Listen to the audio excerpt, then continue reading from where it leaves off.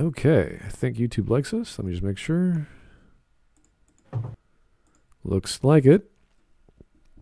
Anytime, YouTube. Anytime. There we go. Excellent, excellent. Good afternoon, everyone, and welcome to Smudcast number 136, Why Writers Don't Matter. And this is a video by Savage Books. He is a YouTuber of, I think, over 150K subs. I don't know the exact number. And it's a strange video. I mean, it's a good video. I like it. It's just, it sort of meanders, even though it has excellent content. And it's hard to grasp at times, but I was about 10 minutes in, and I couldn't quite figure out what the title was in relation to what he's talking about. But he does make good points, which is always appreciated because we have a lot of weird videos which are just horrific. And this one's actually good. So, fantastic stuff. I'm glad we got... And this was voted by you guys, and it tied with the video that we were up to didn't want to really do, so we're like, all right, I'll get you guys to do something you like. So luckily it was tied. That's the benefit of having 4 voting channels on the Spudboy Discord. We'll just, if you don't like that one, we'll try another one. So it works out okay. Okay, so this is about 15, 16 minutes. It shouldn't take too long. It's a nice video, guys. You're not going to get pissed off, I swear. I'm about to get pissed off. I'm about to blow my load. I mean, my top. Whichever one. I don't know. One of those, yeah. Depending where you are in the world. That's how it goes.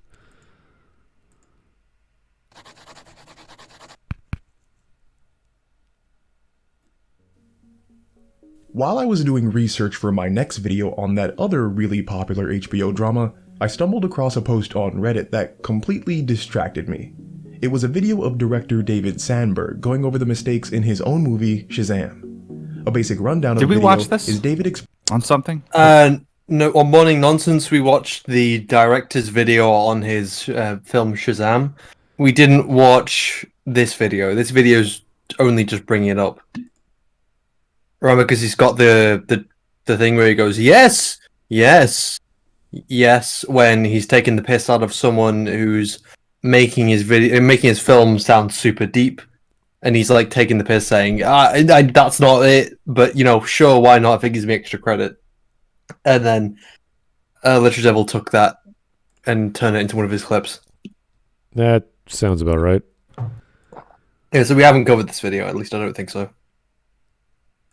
Explaining how each scene of a movie has challenges that exist outside of written material, such as pacing or plot points. For example, sometimes you have camera crew awkwardly standing in your shot, That's so you a need to mistake. turn them into shoppers that, for some reason, don't react at all to a man flying just feet in front of them. Why don't you just put them behind the corner over there, or the other side of the Why don't they corner, do or their in fucking anything? job and get off the screen? Hey, you know what happens? You know why you use your crew as extras? It's when you don't have any money. Well, the Yeah, but argument... they Oh weren't my even intending God. to use them as extras. They were just I on the background for some reason. I never saw this movie, but this is I actually worked with Zach Levy once as a PA, but this costume sucks. Can't believe this is real. Look at that hair dye. Look at how garbage that hair dye. Look at how bad the casting is. Like, for reference, Shazam is supposed to look like Superman. This is like, put Henry Cavill next to Zach, and it's like it's like he came out of the clone oven a little early. Well, the argument is, like, you have all these extras or background people, and they're not reacting to a guy flying, and this is all within a span of, like, 2 seconds. It's like, what exactly do you want them to do? Like, just, like, jump up and down and, like, follow their follow their feet? Like, what do you want? What's the reaction of a man flying in a mall who's about to go behind an escalator? Like, what does he want? To throw all their bags up in the air, like, oh my God, he's flying. Then Well, zoom. you'd expect them to at least, turn around and say, "What the fuck is the guy flying?" Yeah, but that's Some kind of reaction. You It's wouldn't not- just see someone flying about, but even then, they're not even, focusing on what the hell's happening. They look like they're just talking amongst themselves. And it's such a small background detail. Like, I don't think it really matters. unless it's like It's just a mistake that they had the people in the background. Yeah, but unless it's like an explosion or something that's shockingly like loud or bright, I mean, you see stuff like this happen all the time in malls where people are running or banging into things or things break, and you're like, okay. You don't flip out. You'll go, oh my God! You see people flying in malls all the time? Not necessarily flying in malls, Shiny, but like things falling over, kids crying. The hell's happening in Canada? You get flying people everywhere. I'm saying there's no so noise common. being generated. You're like, did I just see that? Like if I saw someone fly across the street, I'd be like, what the hell is that? I wouldn't lose my shit. I wouldn't be like, oh my God, let's break some stuff. Let's make some noise. I have a billion one problems with Shazam, but I'm more forgiving of the costume and the actor choice because it is sort of it's supposed to be that kind of comic book cheese. Not cheese. What was the right word? I don't know. I can't remember. But it's supposed to be going for that more comic book feel. So even though it's got 101 problems, I can forgive the costume. Yeah, the low budget is it works well enough. And I know it was shot in Toronto, so it's like, all right, whatever, Eaton Center, whatever you're doing. I can't for the life of me remember the word. Kitschy? I don't know. Anyway, it doesn't matter. Times you need to have your main cast strangely wear winter coats indoors because the villain shows up and there wouldn't be an opportunity for them to change later. I guess there's no such thing as a coat rack in this house. There was another section, though, when David Sandberg talked. But the thing was stupid because they needed cold clothes because they're going to be out there later, but then they could have just put their coats on just before they stepped through the portal because they were left unattended by the supervillain when they went through the portal. I'm quite sure it was filmed. It's such a small... Like, it doesn't... It's not a huge issue if, they leave the house... so the hero and the villain leave the house, they go through a portal, and then, the kids see a portal, they say, oh, it's cold inside, there's a cave, let's get coats. So it wasn't that big of an issue. I actually call it a non-issue that they needed to fix. Like, it's not that big of a deal. But yeah, they felt like they needed to. I think it was actually shot in winter times. I remember seeing some shots of they took from... It was There it was, but they were trying to have an excuse for why they were in coats. And it's like, you don't need an excuse. There's like plenty of time for them to change. So was it shot in winter or not? Like, was the scenes outside in winter? It was. Yeah. I mean, they did. It was, but my more point is that never mind. It's more to the context of the video it's commenting on. Talked about the Straws are petty. and We the should do a difficulties pasta surrounding stream. one of Pasta stream? Oh, that would take Debate hours. which one's what's better, Cavatelli or Garganelli or Paceri or Bucatini or Turkey Tetrazzini or rigatoni?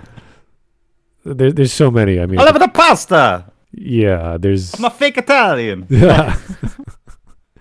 It depends. If you love pasta, we'll have a great conversation. But if it's like, I love lasagna, it's the best casserole ever, it's like, okay, that's enough. We're done. No, it's just amazing how people have different pasta. Like, it's a structural thing more than it's a flavor thing. Like, unless it's a stuffed pasta. I like tortellini and ravioli more than stuffed shells, for example. Okay. Even though that's almost the same thing. Yeah. You know what I mean? But then, like, the pasta that you brought up, I was like, oh, he must like it because the shape of it and the composition of it allow the flavors and everything to come together really well with the pasta. Like, it's probably not too much to work with, like linguine. It's a little shorter. You know what I mean? Yeah, it's not rougher. like you're talking about bizarre pasta like pappardelle or any of these gigantic noodles, but yeah, strozza preti, it's the perfect, like for me, it's the perfect size for your fork. It absorbs a lot of flavor of the sauce. It doesn't bunch up too much, it doesn't stick if provided you cook it properly. It's just like one of the best for what you want a pasta to be. Like if I have pesto sauce, I use linguine or fettuccine or something like that. So just because of the flavor of pesto works better with it. And it's usually egg noodles. It's not semolina style dry pasta. So with that kind of strozza preti, you could do egg or you could do semolina. It depends on how you want to make it. But it's really about anyone can enjoy it. Anyone could use it. You could use a fork. You could use a knife. You could use, I guess, chopsticks if you wanted. It's just fantastic. It's fantastic pasta. I use chopsticks to eat my tortellini individually. Yeah, people love noodles and pasta and chopsticks. It works great. And ravioli is like the go-to pasta at any restaurant. Like, it doesn't matter where you go. if they screw up ravioli, then it's a bad restaurant. So That's funny because it's easy. It's a sheet pasta, so you're just stamping them out and putting the cheese in there. You make it every day and seem way more. It has to be fresh. It's a higher class, right? It could be anything. It could be cheese. It could be meat. Doesn't matter if it's fresh and you put stuff in it and the sauce is not bad. Where the fuck is all this pasta shit came from? Because we're Italian. Someone asked me. No, I'm part. What is it? I'm Montenegrin, so I live a couple blocks down from the Italians. but speaking to pasta. Speaking of pasta, but speaking of smut, I got some really good spicy soppressata and provolone and some Italian bread the other day. I went to the Italian bakery to get a sandwich, and I left with all the ingredients I need to make pizza, and I got soppressata cold cuts and all this shit. I can't go to an Italian food place and leave with what I intended. I always have to get something else. I bought a whole bag of coffee imported because it's Italian and I'm drinking it right now. Anyway, sorry. I like that. I'm doing this for some people in chat, just kind of continuing the Italian talk. Writers matter because Italian food is delicious. Yeah, that's right. Her scene. The actress Faith C. Herman wasn't able to make it on set with her other co-stars on a particular day due to scheduling issues, so David chose to film her separately on another day. To justify this separation in-universe, Darla is shown to be ridiculously slow at putting on her Velcro shoes, therefore keeping her from being outside with the rest of the cast. Quick, easy fix, right? Well, this little tidbit by David Sandberg is where things get really interesting. But working with movies has kind of ruined video essays and film analysis a little bit for me because Star Wars. You just never know if something was part of a brilliant plan or if it just happened to turn out that way because a problem had to be solved on the day. Yeah, but that's more to do with fanboys going crazy over the nuances of this or that behind the scenes DVD. The scars on the surface of the planet represent the scars on Kylo Ren's soul. That's the more romantic side of it. But even the technical side, like, oh, look at how they filmed this. It's like you don't even know half of what they're doing behind the scenes because you saw a 2 second clip of them on a dolly or something. It's like that's.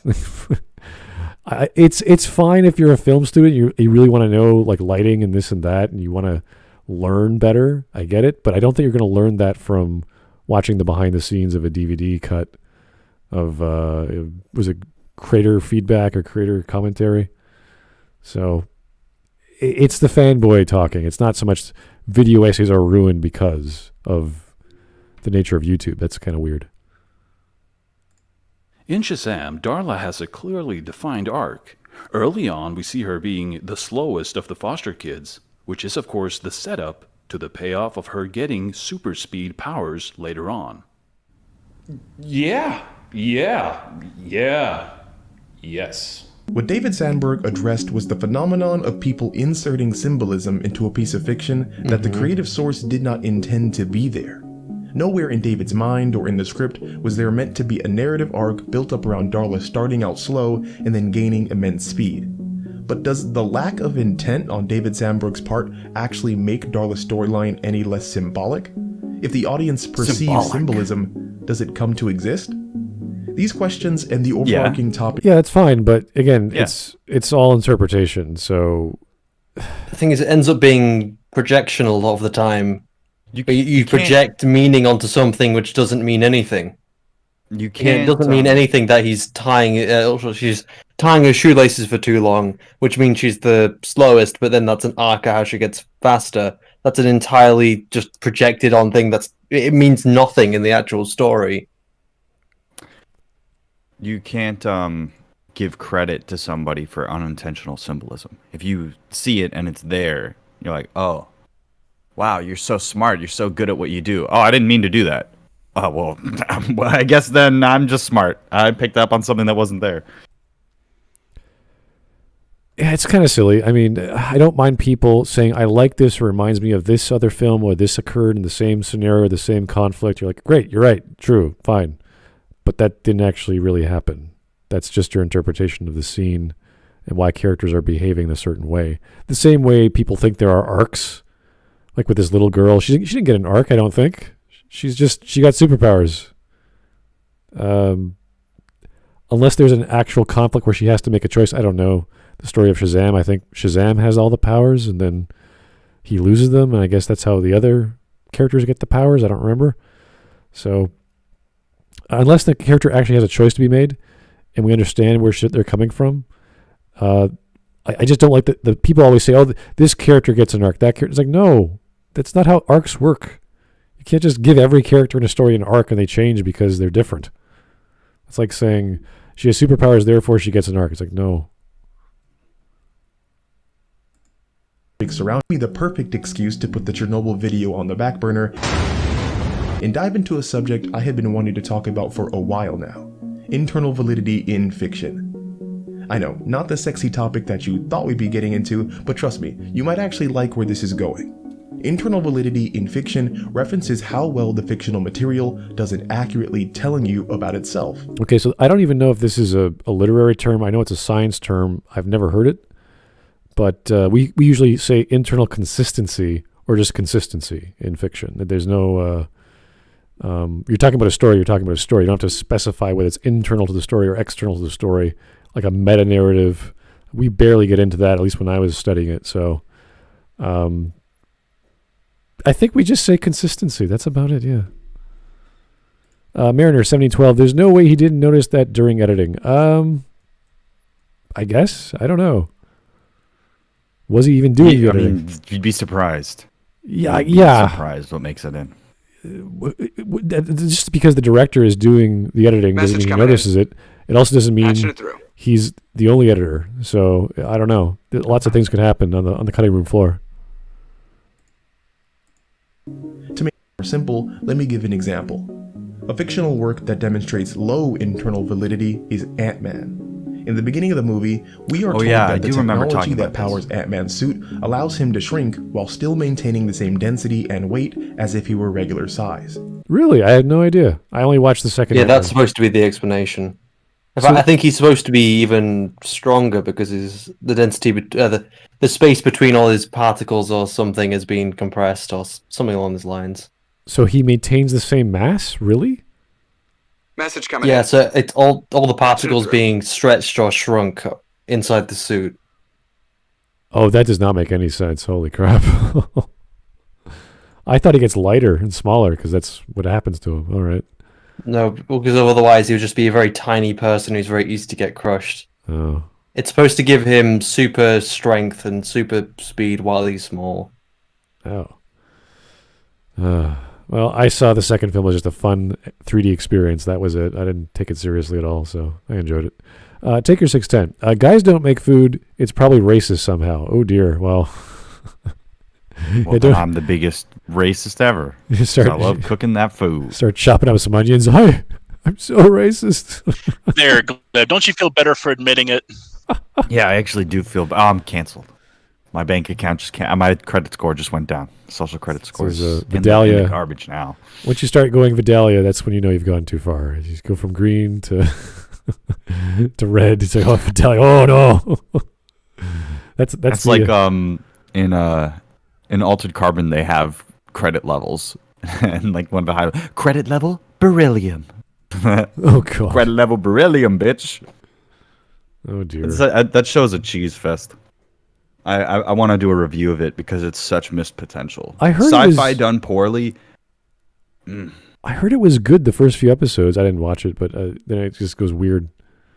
And it starts out really good when it's about the protagonist. That you're like, oh shit, this is a cool detective. Right. It's Joel Kinnaman. He's like 6'5" looking. He looks like he could kick anybody's ass. He's like totally sarcastic and shit.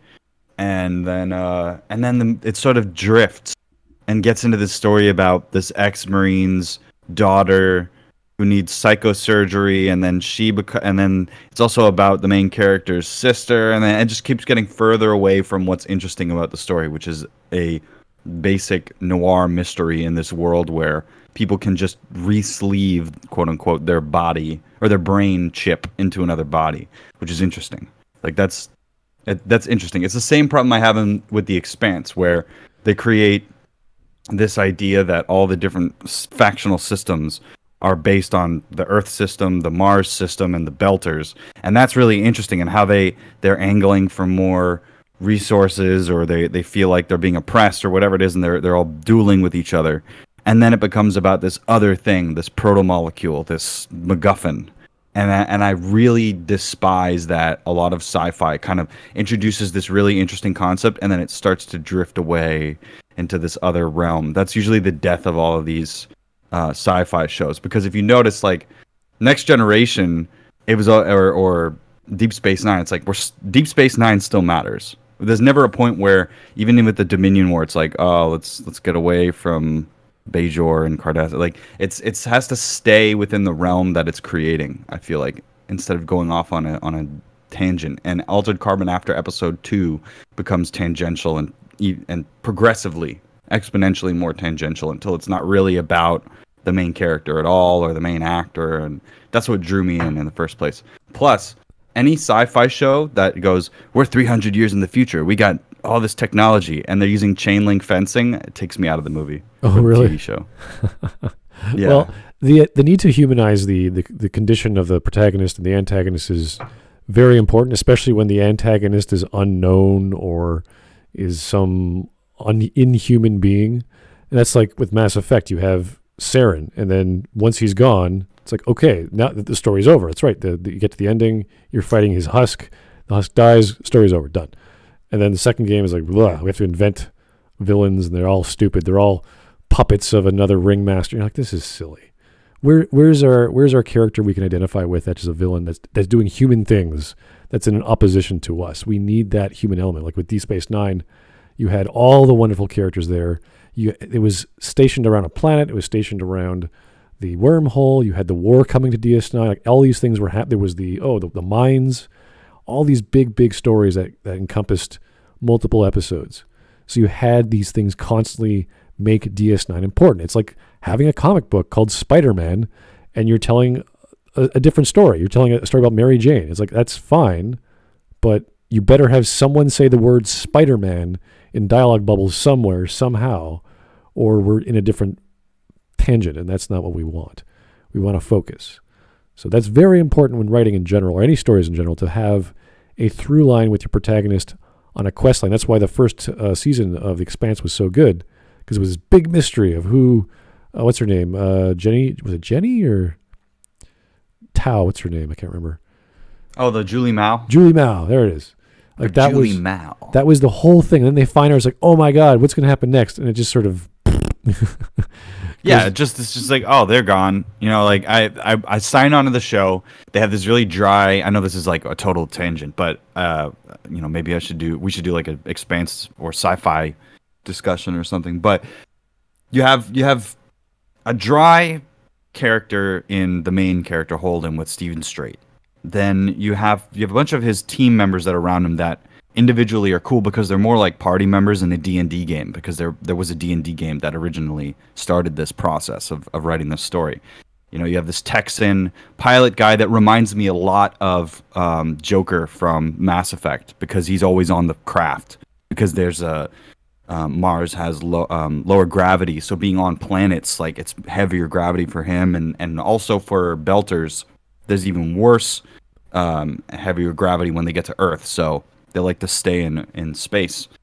So you have this kind of bland main character, interesting side character, and then a one-note character with Amos that's getting a little better. And then you have this really interesting portrayal from Tom Jane, because he's like a master actor.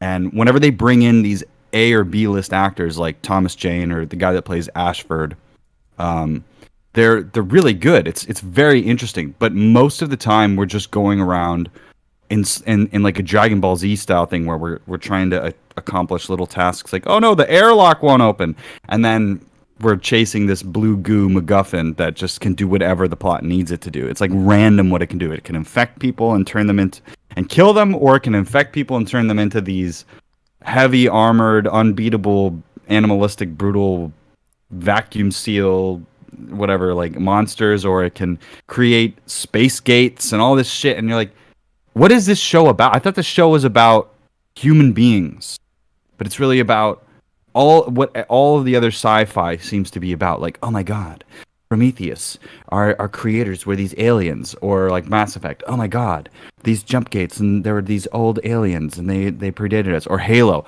Oh my God, these Forerunners, these old aliens. Like, I'm sick of ancient aliens. Stop making fucking sci-fi about ancient aliens, because it's such a. It's basically putting. You're saying these shows are basically telling me that we need space magic bullshit. Because the realistic humans in space, Game of Thrones, what are we going to do? Who dies? Who lives? Who gets spaced? That's not interesting enough for them. And I don't understand it. I'm so tired of blue space goo and ancient alien magic that can destroy the universe or something like that. Like, is that unoriginal to anybody else? Well, the focus was, in The Expanse, was pretty much human conflicts and politics of the dynamics between all these groups. And that was what drawn me back in, because after second season it was kind of like, all right, now it's the focus, the war between Mars and Earth and what have you, and that was that. So there were no aliens. It was just this is all we are, and we're launching missiles at each other and trying to stop them and this and that. So that was one thing, and then we have this rush to protect the molecule from, because that could be a weapon. They could use that potentially, but there's no limit. Like, we need to know the limits of these things. Very similar to when we talked about magic in fantasy. What are the limits of magic? Are they just a thing to end the conflict? Are they just a thing that's like a magical bullet? So we have to know the limits. Once we know the limits, then we could humanize the person using the magic or using the technology. Say, oh, this is what he can do. I know what to expect now. And then you deliver on that expectation of what they can do and what they can't do.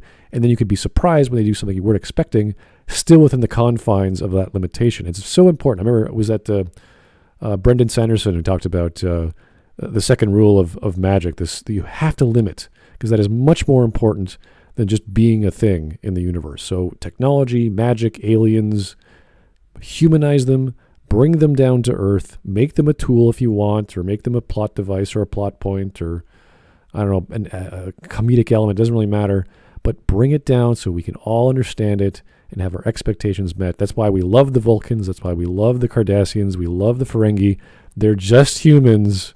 One of them really loves money, and their entire society's around there. One of them really likes logic, and that's everything. Like, it's so basic, and that's. I like how they pull out. When the Ferengi, most of the time they're these kinds of like petty, sell you out villains, and then every once in a while they'll pull out like the wholesome side of the Ferengi. Yeah. Like when Nog is talking to the Bajor girl that is trying to solve the territorial dispute.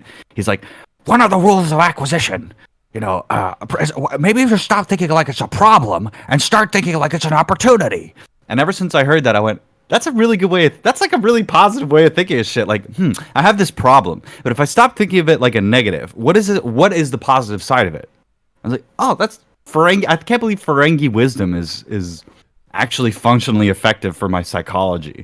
And I'm not, what I mean? Like, I'm not like a greedy guy. Like, I want to be rich. I have to be rich, and I'll steal from people if I have to be. But I'm not a greedy guy. You know what I mean? No. But the point is that I like that Star Trek, no matter what, it's attempting to try and tell you something moral or deal in a story or something like that. And it's not based on, even if you have like the MacGuffin of the episode, it's really about how people deal with stuff and the drama around it and that kind of thing. And the thing about the proto-molecule on The Expanse is that it's just an arms race. It's like, everybody get a proto-molecule, we got to weaponize it, and nobody knows what it does. And the people that do know what it do, they are saying like, oh, it's uncontrollable, it'll destroy everything.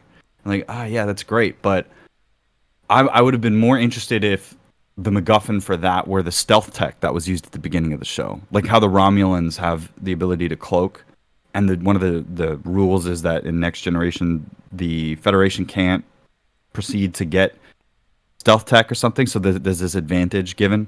I thought that would have been interesting. And all these cultures have different advantages. And then the idea of somebody, perhaps instead of the proto-molecule being the ones that make these jump gates, it's like Mass Effect, or it's like something else, where to get to these exoplanets, which is the point of the title, The Expanse, which opens up the gold rush, which opens up all these nations pushing outwards into the black. I would have preferred if one of the Belters or the Martians or somebody made it. So that then it was like, oh, okay, here's a new power element. Kind of like Game of Thrones, where there's constantly something that needs to be fought over, and people keep getting killed or taking power and that kind of thing. But unfortunately, space alien bullshit magic has to come into play, and I'm kind of bored of that. Well, it's kind of. Oh, They also threw out the whole conspiracy element that just kind of got waved off, which very weirdly. And I like the idea that someone kept egging on these two political sides, like, yeah, Mars, go get them. Earth, oh look, go get them. And they're trying to poke at them to keep pushing them to fight against each other. And that was an element which just kind of got solved like almost instantly. Even when I remember you had the Mars Marine and then the Senator woman, like they're both outcasts, and then all of a sudden it's like, oh well, they're just back now. She's in charge. That's just kind of taken everything away from it. The whole political aspect that made the world interesting. I was going to say, since we're talking about the space alien magic thing, Stargate SG-1 did a really good example of that. Like, you have the Goa'uld, who act like gods. They have like godlike powers, but once you break it down, it's like, no, they're just technologically advanced. Well, so no, that you're talking about. I think what Glib's talking about is like the goo. Hold on, Shiny. Hold on. Then you get to later in the Damn in the show when you get to about you cut out. Start over. You cut out. Okay, so as I was saying, you get the Goa'uld, and then you get to season 9 of the show, and it's like, okay, now we have this other faction called the Ori, who ascend to a higher plane of existence, and now they come back, and they actually do have godlike powers, and they're kind of like Jedis. They're using the Force, they're throwing people around, they're bringing people back from the dead, and it's not technology. They ascended to a higher plane of existence, and they actually have godlike powers now. So it's like, okay, so we've gone from one end of the spectrum to the other on this. I like how Farscape tries to like explain its science bullshit. Like, you know what I mean? Like the guy gets injected with something that allows him to understand other cultures and languages. And then the alien's like, I don't understand how you weren't born with that. That was interesting to me. But again, to bring up another element I was talking about before that with sci-fi, it's the chain. I call it the chain link fence rule. That's my new thing, in honor of Altered Carbon, where the environments that they present and the way that the aesthetics are presented, a lot of sci-fi doesn't reach general audiences because it looks bad. And so you have to be a nerd and forgive it. And that even applies to Star Trek, I talked to my dad about Babylon 5 all the time, and he would say something like, oh yeah, I found this plastic piece that was from like a car manufacturer or something like that, or it's from some industrial appliance or something like that. And I brought it to the director or the producer, and I said, hey, let me put that up there. Oh, John, that's great. So then he put it up on the wall, that kind of thing. John, J. Michael Straczynski, would love that kind of stuff all the time. I think I'm calling J. Michael's name wrong though. Joseph. But anyway, just random stuff that would be put on the wall, kloogie bits. It's Joseph. Okay, Joseph. Yeah, I got this thing. It's great. So then, put them up on the wall. So then every time I talk to my dad about what was on screen when we were watching it, he'd be like, oh yeah, that's from the back of a refrigerator. That's from this thing, and pointing out things in Star Wars. Oh, that's a rigging thing that we used to use. Oh, that came from an aircraft. Like they put random things in science fiction so that they can make it look realistic. But a lot of the time, production designers won't understand that when they include something that is from our time period or from the past or something that we recognize, then it might take you out of it. Like there's a couple times in The Expanse, and this is like Ridley Scott level thinking, where I'll see one of the water bottles that they're using and I'm like, oh, I can get that at Walmart. And I should never think that. I should always be like, wow, that's a futuristic looking thing. You know what I mean? Right. Can't believe I got Joseph Michael Straczynski wrong. Whoops. Just going for the back to the Stargate element, I don't think it's quite the same because I'm not going to defend the Ori because they were horribly done inside SG-1.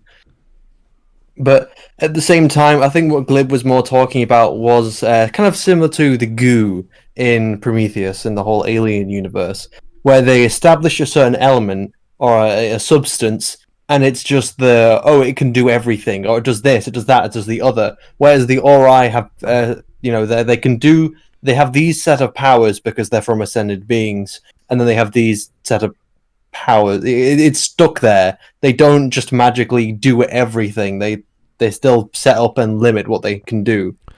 That's what makes Death Note. Like, you have all these rules of how the Death Note works, and there's so many limitations, even though we know it's incredibly powerful, but you can't do certain things in certain ways, and that's what's great about it. So you were telling the audience all of these rules, and it's not the only reason, but one of the reasons, a very minor reason, why the live action was so horrible, because the rules just, now they're new rules. Now you can do anything almost. So that there's all these requirements for telling the audience when you establish a universe, whether it's fantasy or sci-fi or whatever technological component or new element you've never heard of, you must define its limitations. You have to give us that, or else we can't understand what to expect from it in the future, whether it's going to be a mystery to pop up, whether it's going to be used by a character, or whether it's going to be a plot device or what have you. So you have to be very careful with these elements, and you can't just leave it up to magic or, it's all just mysticism. No. Always describe it as much as possible. Really fleshes out your world. Anyway, let's read some super chats. I'm a little slow. We'll get back to the video. Okay, Gundam 00 tried to do aliens as well, and it went about as well as you expect. Yeah, I barely remember I think they were called the Elses. I barely remember what they were. They're all kinds of weird, like cybernetic people with like crazy augments, androids who were connected to machines or supercomputers, all kinds of weird stuff in that show. Kind of hard to follow at times. Zofritz, money for the non-greedy glib before he steals it. What? The non-greedy glib? What does that mean? Alex Halo. So like Shiro's power, he can't create any weapon of his own, but he can make a weaker copy of almost any weapon he sees and low mana so he can spam it. Okay, you're referring to Fate. Right. He can only do that one thing. He can't do any other magical ability, and it's pretty much reinforcement, and then he learns how to reinforce things out of thin air and create stuff. It's always a copy. That's right.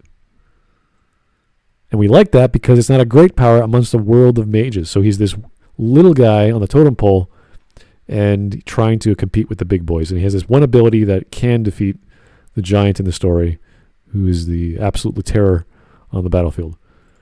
Taker 610. I've gotten to book 6 of The Expanse, only to find out there is a 30-year time gap. Whoa. Between 6 and 7. I'm not sure I want to finish the series. That's usually a bad sign. That sounds like an entirely different story, outside of the main plot, or they're trying to start another series and maybe they didn't know how, or that was the whole plan. So it could be really good. You never know. That The Expanse was supposed to be a 2-parter, broken down into like 12 books or what have you. Hard to gauge. Usually that's planned out, like with the Foundation series by Asimov or Banks's Culture series, where they have the number of books figured out. Yeah, I don't know. I haven't gotten to season 4 yet of The Expanse, so I don't know where they're going. Anyway, let's keep going. This company for Dr. Pym, I immediately started researching a particle that could change the distance between atoms while increasing density and strength. So you have the force of a 200-pound man behind a fist 1/100th of an inch wide. You're like a bullet. However, later in the movie, we see Scott Lang running on a pistol and riding an ant, even though he's supposed to weigh as much as a fully grown man. The reason why Ant-Man has low internal validity is because the movie does not give reliable information on itself. With the fiction... So we would just call that consistency, not validity. This video is actually now starting to sound a bit more familiar. Yeah, I remember this. Did we watch this on Morning Nonsense? I thought we went over this before. Yeah, I think we did watch this on Morning Nonsense, because I remember that point he just made about the running on the gun thing. tells the audience does not match with what the fiction shows the audience. I think he might try Now, and these savvy writers out there may bring up inconsistency and say this internal validity is different to internal consistency. I can't remember what his argument is for it, though.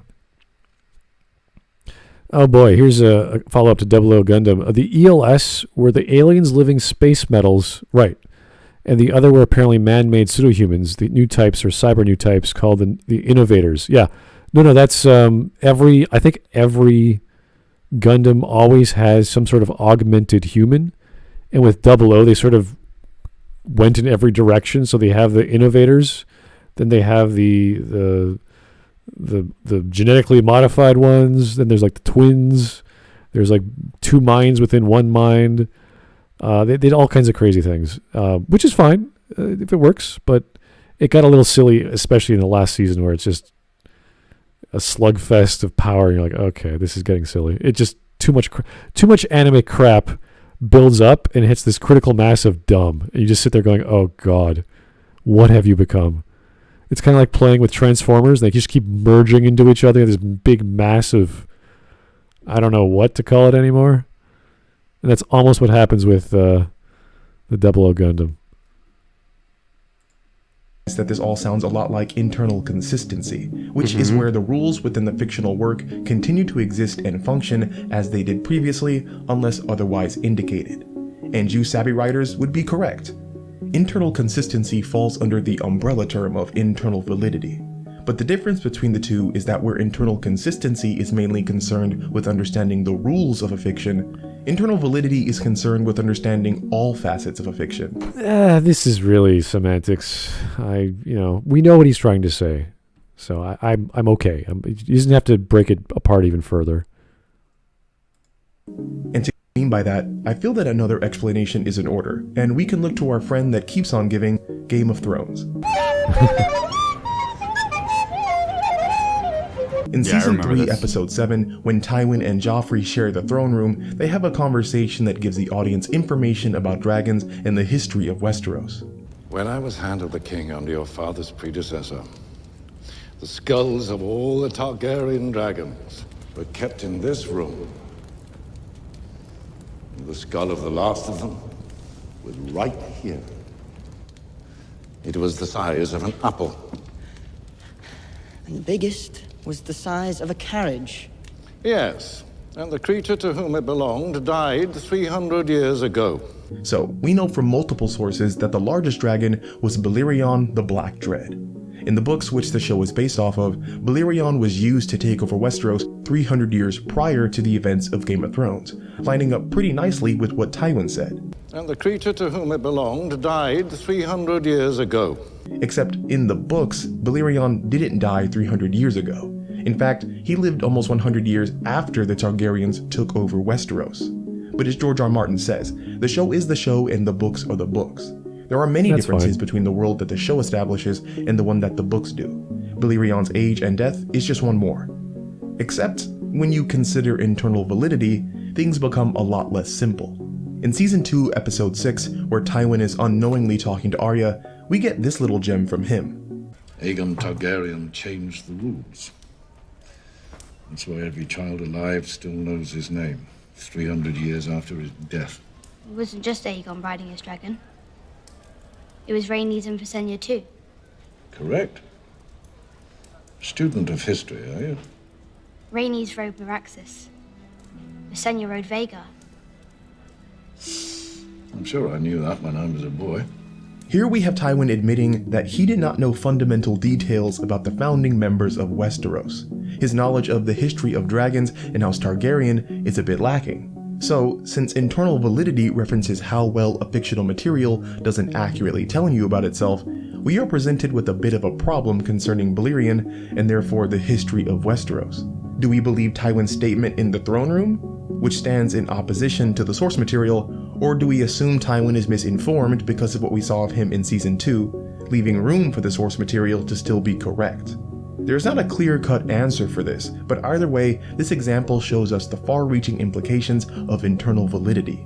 A 94-year period of world history is left in limbo because the method the show used to convey information about itself was unreliable. Tywin has low internal validity. And because of this uncertainty, we of the audience have to come to our own conclusion and find answers in the patterns that we see in the fiction. I don't know the exact conflict because I wasn't quite understanding the 300-year gap. Was it the dragon that the Aegon was on or not? I don't recall. I don't see the huge problem unless you actually pay attention and say, okay, yeah, he's contradicting himself with which dragon was dead and the size of a carriage at that point in time. Or he could just be forgetful because he's drinking wine and talking to a girl. I don't know. Message coming in. Or we just say the editors and the story writers didn't know what they were doing at that time because they weren't paying attention too. Is it a huge problem? Not so much. But yes, it is obviously something unclear, which goes to one of my rules of writing is make it clear. Clarity is one of the first things you have to do, which I think that sums up internal validity or what he's trying to convey. How do these things all work together? Are there contradictions? Do you have to change things and why? How does it work? So history is one thing, but that's almost like either George got it wrong and they copied it over wrong, or the writers for the show got it wrong and they copied it over wrong. Taker 610. I'm sure Dunn could play some stuff if he was here. Yeah, he'd probably know. Taker 610. I eat Taco Bell and my internal validity suffers. Yeah, I don't know. I don't like the term. I think consistency is probably the better, clearer understood word than internal validity. Is it valid? Is the writing valid to you? It is internally valid to me. Yes, that's fine. I remember Mark Hamill talking about a scene. He was on one of the talk shows. I forget which one. He was talking about a scene from A New Hope where they get out of the trash compactor and his hair's wet and then it becomes dry in the next scene. And he says to Harrison Ford at the time, he's like, wait, aren't people watching this movie going to notice that my hair is going to, go from wet to dry? And Harrison Ford responds, kid, if they notice a detail like that, if they notice details Damn it. like that, we're all in trouble. You cut out. No, where did I cut out at? No, he finished it. If they notice details like that, we're all in trouble. Yeah, no, I get that. That was a good point, actually. But at the same time, they should have moistened up that hair, I guess. Probably smelled bad. Yeah, that was. Aren't you a little smelly for a stormtrooper? That was dirty water, what they fell into, but not in the lore, but just visually, it's like it looked like okay, it's kind of murky. That's about it. Plastic or whatever they filled that room with. This becomes especially difficult when concerning animation. Do you ever wonder why we're always wearing gloves? That's a really good question. Internal validity causes us to think about the truth that the Well, that's a fourth wall element. I don't know if that's an important factor of talking about validity or consistent elements when you have narrators or characters stepping off the stage. So I don't that's a break in the narrative. Like, what do you want to say? Obviously, there's a part of the story which is not being understood within the world its existence. It's jumping itself out into the meta. So I don't think validity is the problem anymore. I don't think that's the issue. It's done for a joke as well. So fiction is presented and how it relates to everything else within the fiction. If all the characters are wearing gloves, do they recognize it? Do they coordinate about it beforehand? Is Bobby Zemaruski the first person to realize it? Watching an extremely goofy movie with internal validity in mind might make the audience turn this innocuous statement about gloves into a question of groupthink. See, this is getting a little silly now. This is the concept of what's called normalcy, and what is common within a setting or a fictional world where everyone goes, okay, yeah, robots, lightsabers, guns, flying cars, this is normal. It all is just part of the world we're in. There's coming in. It's commonplace. People have teleporters and all this other magic stuff happening. It's simple. Like this is not unexpected. That's fine. So for them to say, hey, why do we have 4 fingers? It's like, were you supposed to have 5? Were you not supposed to be wearing gloves? I mean, all these silly things aren't relevant. And the only reason I can see why they're doing this is not some sort of existential moment of what it means to be a cartoon in a Disney film. It's just for comedy reasons. It's like, oh yeah, let's make a joke about this in a fourth wall method or technique. That's it, really. Because once you have the characters in a story breaking apart the world, the physical world itself, then you're playing around with something even more dangerous, which is the believability of the world. So I don't think that's an issue of validity. It has much more to do with verisimilitude, but it's on a weak level. It's not like on a dangerous level. It's just, oh, they're making a joke. We get it. Free will, whether or not these characters are self-reflective of their own circumstances. Of course, in reality, we know that all the characters wearing gloves was just an efficient stylistic choice because the artists have told us as much. Characters were, in black and white films, difficult to see against their black bodies. Walt Disney addresses this very issue. He says we didn't want him to have mouse hands because he was supposed to be more human, so we gave him gloves. So, in addition to saving time and providing color contrast, gloves bring non-human things to life, making their grand gestures stand out. But a lot of the time, we as the audience don't get such a background on what appears in a fiction, and we are left to our own devices to decipher what the fiction presents to us. This has most famously occurred with Pixar movies across a wide variety of subjects. Things as mundane as the mountains in the film Cars, which are literally shaped like automobiles, have left people wondering if the cars sculpted these mountains in their image, and if so, how? Okay, this is again very it's a cartoon about cars that don't have opposable thumbs. It's a stylistic choice. It's done for pure creativity. It's visual. That's it. We're not led to believe someone, replaced their car tire with a sand blaster or sandpaper, and they just sort of sanded out this shape of a car. I mean, they could have gone that far, but it's not really relevant to the story. It's just nice to see. And did the landscape naturally learn to match the life that inhabits it? On the flip side, you have the complexity of the Pixar theory, an argument that all Pixar movies take place in one timeline because fans started noticing how the films shared objects and circumstances. Okay, this is this is a bit over the top now. Now we're looking at multiple franchises, all within the same company, I assume, and people going, oh yeah, they have this sort of element here and that sort of element there. Therefore, all these, what Buzz Lightyear's store is found in this other animation. It's like, whatever. It's not. It's this weird meta theory that I don't think is very relevant to appreciating what the film is. And somehow Ant takes place in the year 3000. I don't know. This is again, the concept of normalcy is so from. What? I'm trying to understand. So, in the year 2100, the cars evolved and they became sentient. And then after Cars, Wall-E then happened. And he then scrapped the cars. And then after that, ants came. And they were intelligent. And then the year 5000, they had... God, Glib, stop him! Nope, shut the fuck up, Shiny. It's not funny. That's what the theory says, right there. No, the theory's shit. Fuck it. But it all makes sense, Glib. No, it doesn't. None of it makes sense. Response theory. Cars is the worst Pixar movie ever made. It makes no fucking sense. It's just to sell little fucking cars to kids. But Glib, if you look at it through reader response don't theory, butt Glib me. Sense. I know what I'm talking about. I am the Cars master. The Meister. Glib, they have mountain cars. I don't give a it's fuck. Deep themes.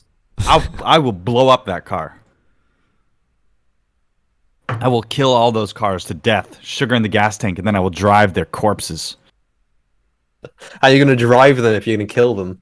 Because the cars aren't alive. Can you even drive the car? I don't mean to offend any. They just have eyes for windscreens. I don't mean to offend any cars here, but you're not real people, okay? Cars, you're not people. I don't care about you. But it's Pixar. Interpretations of internal validity have affected audiences across multiple fictional platforms. Fans of Avatar: The Last Airbender have hypothesized that the show's world is smaller than Earth's with lower gravity because of how the characters are able to be blasted through buildings. And okay, that is just ridiculous. That's stupid. If they are watching the animation of people flying across the room or screen or whatever, and saying, well, if it was, more friction in the air or less gravity, it's like this would be possible. It's like, what are you talking about? Stop it. Thrown dozens of feet with no serious injuries. Fans of Pokemon have tried to parse out how Macargo can exist when its Pokedex entry says it's almost twice as hot as the Earth's core. Come on. Internal Validity has caused the Lord of the Rings fanbase to grapple with the fact that orcs may or may not dine at restaurants with menus. What? Looks like meat's back on the menu, boys. Maybe they Don't do, taverns bro. have menus? I don't know.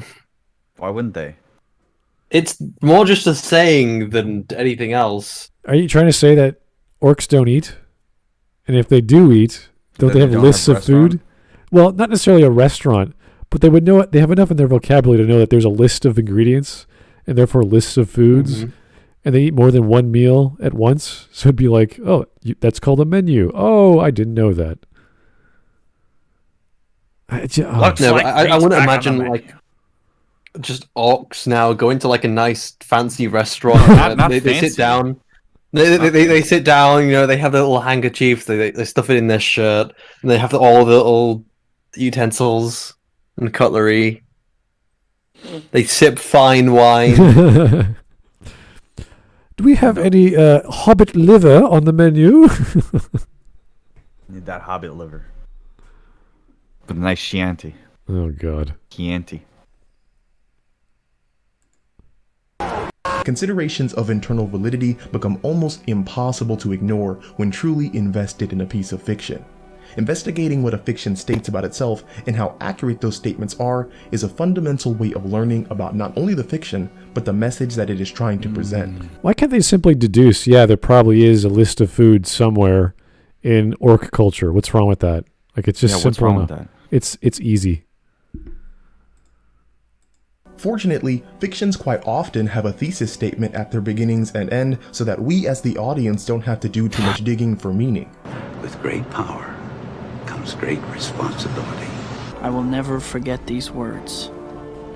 With great power comes great responsibility. Conversely though, some fictions never outright come forward with their message, demanding the audience consider internal validity to decipher what the fiction is actually saying about itself. Allegorical movies like The Babadook and Mother don't give you the answers to what they are truly about, so it's incumbent on the viewer to unpack the symbolism on their own. But this is the difficulty that comes with internal validity, a concept built upon scrutinizing a fiction against itself. There is no clear-cut line for audiences to know which fiction gives its message away and which fiction begs the audience to find it. And because there's no way for them to do that, like, okay. Bro, why did you make a video that was just like, you don't know? You don't know, and writers don't matter. What am I supposed to gain from this video? Spider-Man is saying what its theme is, and Mother isn't, and I can never figure out what they're trying to do with it. Okay, never. Was it Mother, that movie about God and Adam and Eve or something like that? It's like a Bible story told symbolically through the actors. Yeah, it's not complicated. I love this idea that like films are so far beyond people. How could you ever understand this completely pretentious story? It's like there isn't a film I've come across that I couldn't understand. Even if I didn't understand it, like what the hell's going on in this holy mountain? I can't glean everything that I'm seeing. Once I did a little bit of research and I did a little studying and I heard a couple people talk about it, I understood. I was fine. There's no piece of art that's so beyond any person because it's designed for people to understand. If it's not, it's something like what is it? Finnegan's Wake, where it's God. Like, it's like, what am I supposed to get from this? I don't know. But that's a difficult thing to discern, and it's also a difficult thing to create. I'm sure that there's a whole bunch of meaning encrypted in there and a whole bunch of gibberish mixed in. I'll never know. Oh, God. I don't think anyone should ever try studying Finnegan's Wake for any academic reason, let alone for fun. This is just a mess. It is. You can't take it seriously. And you have to understand James Joyce is an amazing writer, but not where Finnegan's Wake is concerned. That's what happens when you have nothing. Was he on his deathbed? I can't recall how long it took him for him to write that thing. But I have no idea. He was living in squalor. He was just randomly writing out pages, and I tried to understand a chapter of that. I was just like, I can't. This is not. Yeah. It's like you can't take it seriously. 2 years before he died was when it was published. Yeah. So I guess those who love Joyce or love English and study the stuff academically might reference it. They need to laugh or they need to unwind at the end of the day just to remind themselves how crazy life is. Like, oh yeah, life is so perfect today. I need to be insane for about 20 minutes. Let's read Finnegan's Wake. All right. Oh, there it is. People are crazy. Everything makes sense again. Life is indeed strange. Yeah. It's just too big brain for me. And because of there's always Transformers. Yeah, well, that's the opposite. That's the what happens when a genius writer goes crazy? What happens when a producer wants to make money? Like that's duality. Sometimes see meaning in patterns and symbolism in places where they were never planned to be. This is what David Sandberg was talking about with Darla and the interpreted symbolism of her story arc. And other creators have voiced their opinion on fans seeing unintended symbolism. Or rather, I should say, they have written their opinions down. When award-winning author Bruce McAllister was 16 years old, he sent out questionnaires to accomplished writers. One of the questions included, do readers ever infer that there is symbolism in your writing where you had not intended it to be? If so, what is your feeling about this type of inference? And believe it or not, teenage Bruce McAllister actually got responses. Ray Bradbury responded to him by writing, one critic thought my vampire family story Homecoming was intended as a parable on mankind in the atomic age, under the threat of the atom bomb. I was mostly amused. After all, each story is a Rorschach test, isn't it? And if people find beasties and bedbugs in my ink splotches, I cannot prevent it, can I? They will insist on seeing them anyway, and that is their privilege. Still, I wish people, quasi-intellectuals, did not try so hard to find the man under the old maid's bed. More often than not, as we know, he simply isn't there. That's a great response. Just like that, just to hear that from Ray Bradbury, because he knows what he's doing. Ray Bradbury is one of those guys who could just write about anything, and he was so creative and so dynamic. He's like, yeah, you could, and he's like, yeah, go ahead, read whatever you like, but don't try to search for gold where there is none, because it's not exactly. It's not that deep. His stories were good, but they weren't like super rich, dramatic, multiple layers of interpretation. Okay.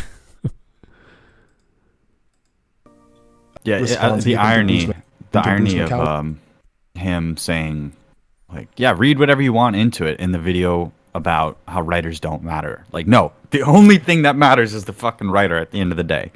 If it's gonna be something that you make a production and the production isn't good, you can always go back and remake the book again. But if the fucking script is shit, everything else is gonna be bad. That is the through line for everything. The script is going to contain the maximum amount of information. It's the cheapest thing to create, and it's the longest lasting thing. So I don't know, but the title of this video needs to change. Yeah, I thought he was going to go into like the death of the writer or something like that. This is just people interpreting things their own way. It's just like, yes, we all do this. Totally cool. We get it. Even Bradbury's like, yep, this happens all the time in my books. People read the short stories and the novels and this and that. It's like, yeah, I can't stop them. That's how humanity works. But they're going too far. Okay, you shouldn't have to. Was from Nobel Prize winner Saul Bellow. When asked if readers infer symbolism that is not intended, he said, they most certainly do. Symbol hunting is absurd. Thank you. But I think the best response to Bruce McAllister's question came from Joseph Heller, who you might know as the author of Catch-22. When asked about readers inferring symbolism that is not intended, he said, this happens often, and in every case, there is good reason for the inference. In many cases, I've been able to learn something about my own book, for readers have seen much in the book that is there, although I was not aware of it being there. Joseph Heller's answer honestly almost requires a double take. Not only it's like a Catch-22. Not only is he saying that it is good that the audience creates symbolism on their own, he is saying that he learns things about his book from other people. How is that even possible? Well, I think it's because Heller thinks very similarly to... Well, it's quite simple. When you write something, you're not aware of your own psychology or your own connections between ideas, even after you've written them, because you keep writing the next scene. You just keep going, and you just keep going. So that's typical, even of builders, people writing code, people building a wall or a house. They don't know the nuances of the thing they just did because it's out of their mind and they're focused on another problem. So that's fine. It's the nuances that they might have picked up on and then forgot about because they have better things to do than go, oh, this poetic word and paragraph I just created has all this meaning to me, but no one's going to pick it up unless I focus on the avenue for them to get into it. And that's not necessarily the focus. You don't want every single paragraph to have this gigantic poetic experience in a work of prose. You have a chapter, you have a character, and they have a goal. You have to get to that plot point as quickly, as clearly as possible. And if you're not getting there as quickly and clearly as possible, you have a damn good reason why you're slowing the pace down. So you could have them meander in a coffee shop, contemplate existence for a few minutes, have them reminisce, have a flashback, whatever. But if it doesn't get to the next point, you're really wasting our time. And this is why I always have the argument with people who like world building so much, because like, oh, you got to flesh out the world. It's like, yeah, you do that in the first or second chapter, and then you're off to the races. You are going. You have to get to your destination.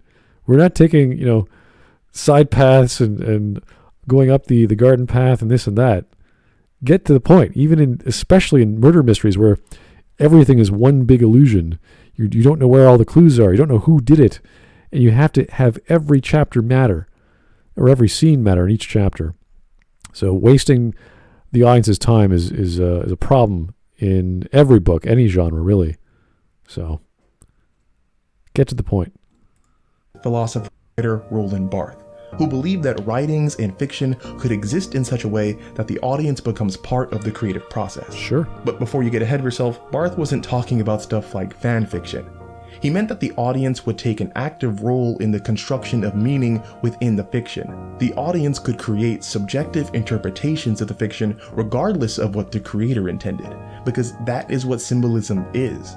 Symbols, by their very definition, have no intrinsic meaning. Or the actual author uses the symbols within the work to do it that way. I mean, there's two ways of looking at that. There's the external way, which is not intended, which is lots of people like doing, as you can see with Star Wars videos. We've seen a lot of those where they see wombs and sexual elevators and all sorts of nonsense. Sexual elevator? Oh, yeah. I love the emphasis on your interpretation as opposed to what the words are trying to tell you. That's why I love whenever somebody does a David Lynch analysis. They're like, so, David, did you mean to do this? Did you do this? And then he's like, nope.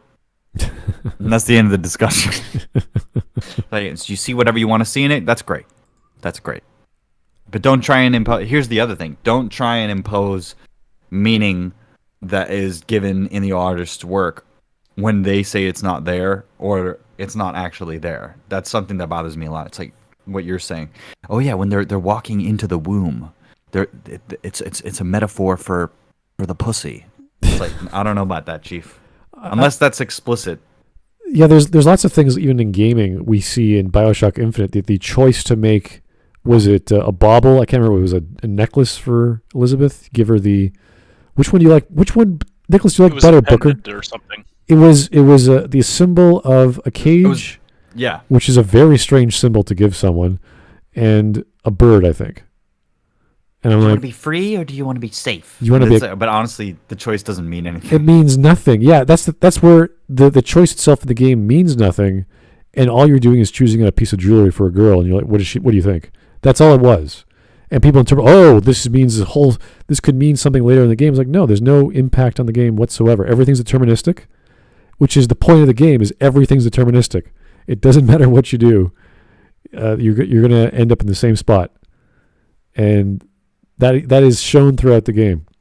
And I guess you could say that is like the joke of that scene, because you have this choice which means nothing, which is kind of sad, but that's the point of the story. So people try to interpret that scenario or other scenarios, which is, I would argue, is better because it is within the world, and those are actual symbols within the world, which are clearly understood with Elizabeth's life and what she's doing, what's happening to her. So that I actually like better because it works within the narrative inside the story, not your interpretation of what Elizabeth is as a character, which should be internal anyway. We meaning on them, and the meaning can change from person to person and culture to culture. The okay gesture means one thing in America, but something very different in Europe. Same thing for the middle finger in America versus Okay, does anyone know? No, it doesn't. I mean, I don't know about the middle finger, but in Europe, the OK symbol means the exact same fucking thing? You talk about a specific place in Europe? Yeah, I don't know. Must be a certain country, yeah. But you'd have to be specific about that. I don't know. I've seen people in Austria do the OK symbol. I don't get the fuck he's on about. I don't know. Symbols are for the symbol-minded. Japan. Roland Barthes once said, "The birth of the reader must be at the cost of the death of the author." Barthes wasn't advocating for killing writers. We need to kill all the authors, all of them. They need to die. Die, you stupid! All that matters is the reader and the meaning that they invent, you stupid writer! Stop it! You know, in one regard, I actually like this sentence just because it focuses on the reader having the power to appreciate the work itself and not be at the confines of what the author wanted. Because you can get very pretentious authors who write stuff which doesn't make sense, whose symbolism isn't clear, or whose themes are all over the place because there's so many ideas. So at the very least, it means that, yes, you have the power to imagine the world the author is giving you, and that's entirely your fault and at your discretion. So I see that as what he's trying to say in this regard. At the same time, there are some excellent authors, and sometimes the reader's too dumb to understand what they mean. And that's when you get people like who love, episode 9 because, oh, there's all these things happening. That's a good thing. It's like, wait a second. No, that's not a good conclusion to the end of a trilogy or any trilogy. It just does not you can make any episode 3 or chapter 3 or book 3 and just be a mishmash of ideas happening so quickly and not have any semblance of connectivity to the previous 2 chapters. So I like it on its principle, but that denotes that the reader should have some intelligence beforehand and that the author should be at least clear enough in their ideas. He was asking that writers relinquish their... Sorry to cut. I just looked up what the OK symbol means in like other parts of the world. Apparently in Brazil, it's synonymous with giving someone the middle finger. Nice. What is the... Then why didn't he just bring up Brazil? Why Europe, where he was fucking wrong? Who cares? Facts don't matter. All that matters is what you interpret. What was the... is it the V sign or the 2 fingers in Great Britain? What is that, Shiny? It means up yours. Yeah. But it's dual meaning because Churchill didn't realize it at the time. V for up yours and victory. Yeah, so here it has dual meaning. Whereas in America, the OK symbol now means white supremacy. Yes. Sweet. Everybody post. Thank you, 4chan. Post white supremacy symbols in chat. Okay. I remember there were people crying that Twitter had the OK symbol emoji. It's like, I can't believe Twitter supports the white supremacy hand symbol. Oh, that's Twitter. That's what you get. That's what you deserve. You fucking deserve. Over what can or cannot be in fiction, what interpretations are wrong or right, and allow subjectivity to flourish, which would give the audience the opportunity to actively engage with the fiction rather than passively watch it from behind a transparent divider. I don't know. I think everyone has always had this authority over their own mind to generate their own thoughts. I remember reading books when I was younger and envisioning characters as being different than where they depicted in the books just because I wasn't paying attention. Like I remember, what was her name? Petra from the Chrysalids. I thought she was not part of a family. I thought she was somehow adopted and like I don't know, a different nationality or ethnicity. I was like, what the hell? I thought she was this little black girl. It's like, no, they're all part of the big family. I was like, really? I wasn't paying. Like, that's my fault for not paying attention for something so simple, because my mind just went elsewhere. I was focused on other characters and other stuff. And she's a titular character in that story. So I'm like, this is me in grade 9 going, whatever, book, read, fast, go. So, there's lots of things your mind can do when you have so many elements running around. And that's why I say an author needs to slow down. That's why I look at George R. R. Martin. I say, dude, you gotta trim your stories. There's too many things happening, too many characters, too many events, too many ideas, too many objects, pieces of land, this and that being fought over. It's hard to follow. So I don't know what he's doing nowadays, but I hope he finishes whatever he started. That's kind of sad if he doesn't get around to it. DB, thank you. In Italy, the I love you sign is the equivalent to the middle finger or the devil. Really? I did not know that. Devil. I thought it was pretty universal. Italy's every weird. gesture is a white supremacy symbol and needs to be condemned. You will bring down this white supremacy that is hand Message signs. coming in. Yeah. Can you imagine all the sign language people going, what the hell are they doing? How the hell did the OK symbol become a symbol for that? That's a letter O in my language. Okay. What happened here? We're smarter than this. Oh my goodness, we aren't. I'm an idiot. Believe that he could learn things about his own fiction from others because every individual experiences and interprets meaning in a unique way. Writers get to choose. No! Whoa, shit. You can't prove that. Can't prove that everybody experiences it in a different way. That's begging the question. Imagine if you could measure everybody's reaction to something and you saw a pattern and that pattern repeated itself over and over again. At what point would it be objective to you? You know what I mean? If you could gauge everything. What if there was like a combination of there was a limited amount of stimulus that was possible, a limited amount of responses based on DNA and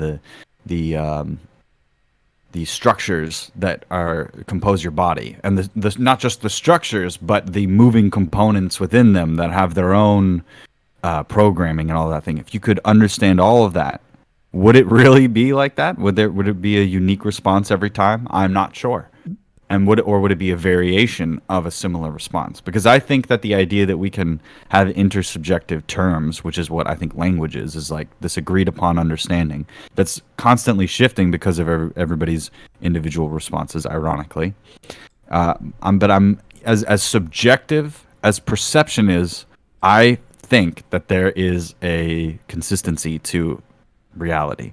It's just that because of the point of reference that everybody has, which is their perspective, is slightly different based on their genetic code and based on how their memory started operating and where they were at every point in time. So what you're saying is we all need superior genetics. Well, that's a given. But the so what point you're saying is that white people have the superior genetics. I didn't get to that part yet. I was just about to get there, Shiny. You took my joke.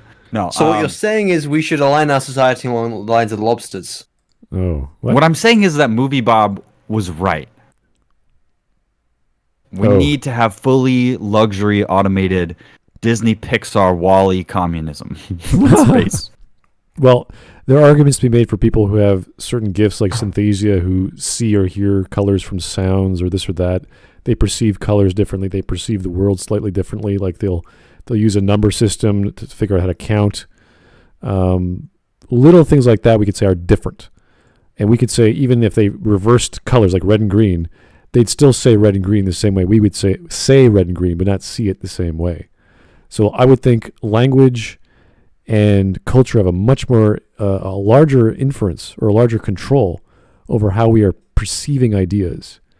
And that's just how we think, because people think in those languages. People think in terms of concepts and they formulate that into words. So the literal interpretation of language, for example, in Chinese or in German, like everything you write is everything you say. whereas English and French have a series of letters and phrases which are silent in some cases, or various kinds of letters for inflections of the voice. So that to me is a little bit more influential, but the ideas themselves, I don't think are non-universal. I think they're universal. I'm quite sure when you're in the context of math, you're thinking mathematically. You're not thinking 2 + 2 is 4. Oh, lasagna. That's 4 layers of a pasta. It's like, oh yeah. No, you're thinking whole numbers. You're thinking idealistically. You're not thinking what you're going to have for dinner that night, unless you're starving or something. I don't know. So there's a lot to be said about how we learn, which cultures learn things in a different way, why there are certain more cultures that produce certain more engineers in certain disciplines, which has more to do with raising and focusing of children, how they go through life, as opposed to ideas. You can find geniuses in math in any culture. You can find geniuses in art in any culture. Same with dance. They're just more encouraged in certain cultures and brought about in certain cultures. That's about it. So interpreting stuff is fine. The stuff that I object to is when you get the what they called was he referring to the pseudo-intellectuals or whatever Bradbury was referring to, all these people on their ivory towers who think they have the correct interpretation. I remember the book that Dunn bought about talking about Jurassic Park.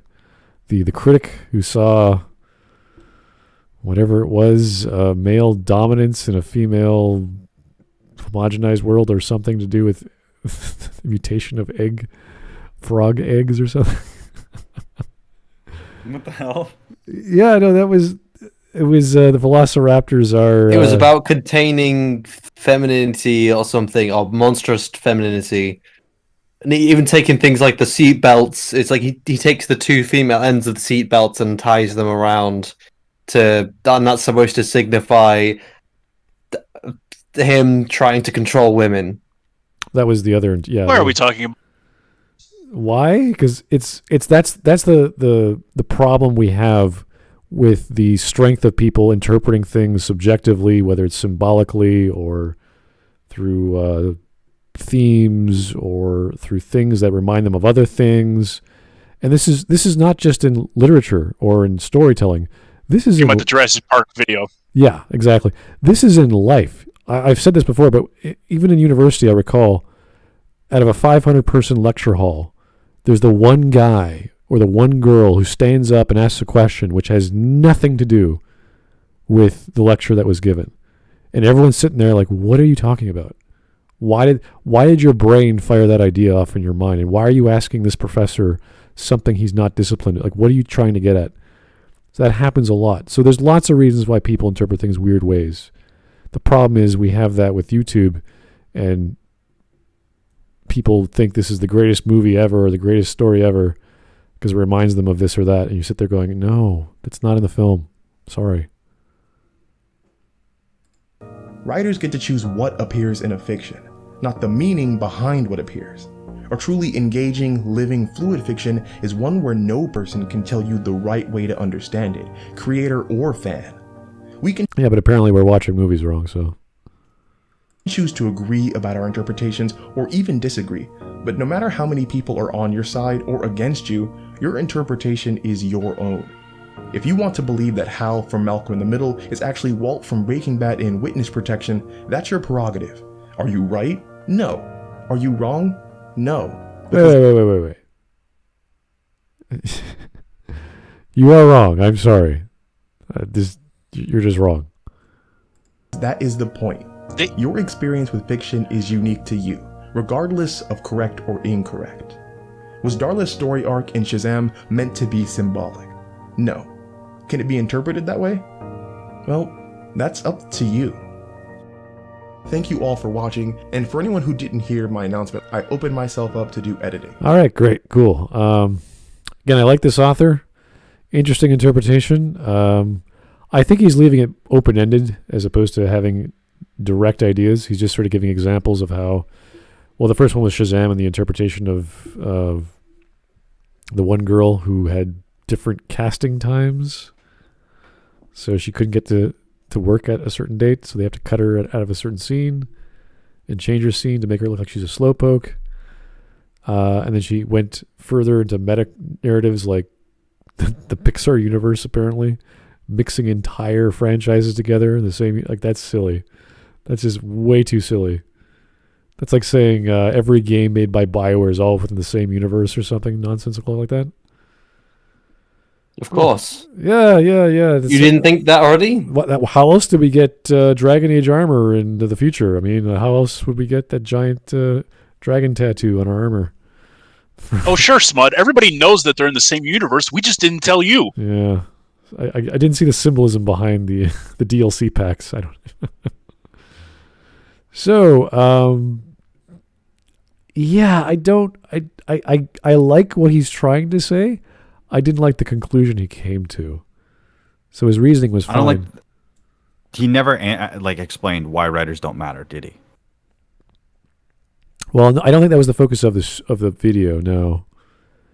He was. So the title doesn't really matter. Yeah. And at the end of the day, he just wanted to say that everybody's interpretation is valid, heckin' valid, and totally cute and awesome, and like totally worth what, you know. I like the idea that you can find your own meaning, and that's great because you can enjoy and appreciate anything in a certain light. That's great. I think that's fantastic. But I don't want to say, but the meaning that's actually in the story is not important. Like, I don't want to say that. I want to say it is important, but your appreciation is whatever you want it to be. And you know how there's a difference between equality and equity, and how there's equality of opportunity and equality of outcome.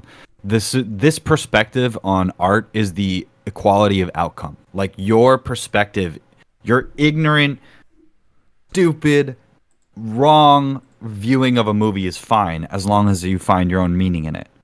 But if you try and actually understand what is being said by the artist, what the unintentional parts are that come out of it, some nice touches that you research about what the actor put into the performance, or you realize that the story is based on a context that the writer was living in, or an experience they had, or a thought that they had, or a nightmare they had, and you understand how the writing process is. Oh, your perspective is just as valid, heckin' valid, hella, as the person that's like, I liked it because it had explosions in it.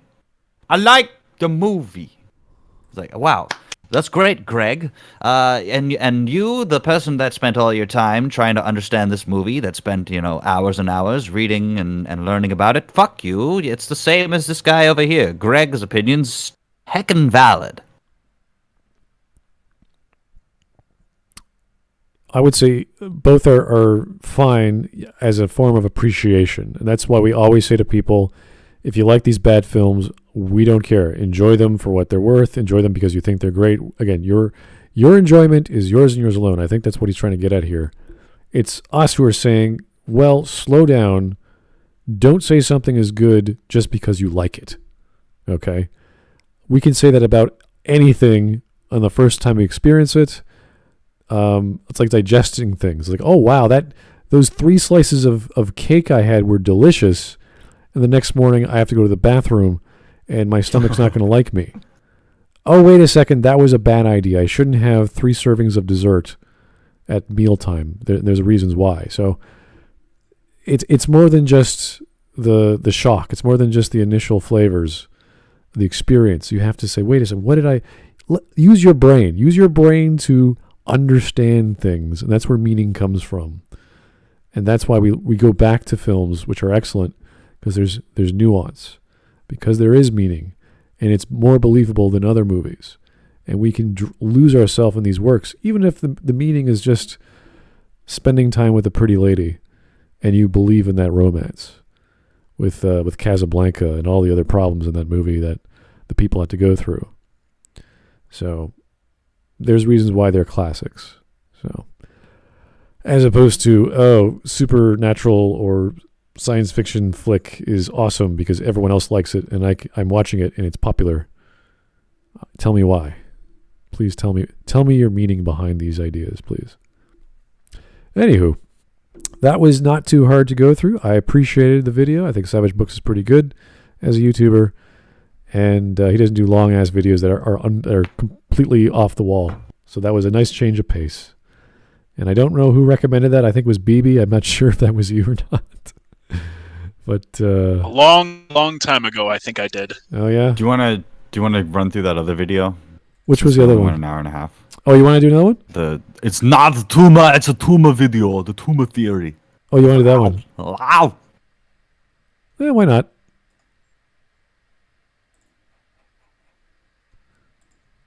Heckin' valid. How's it going, chat? How you doing?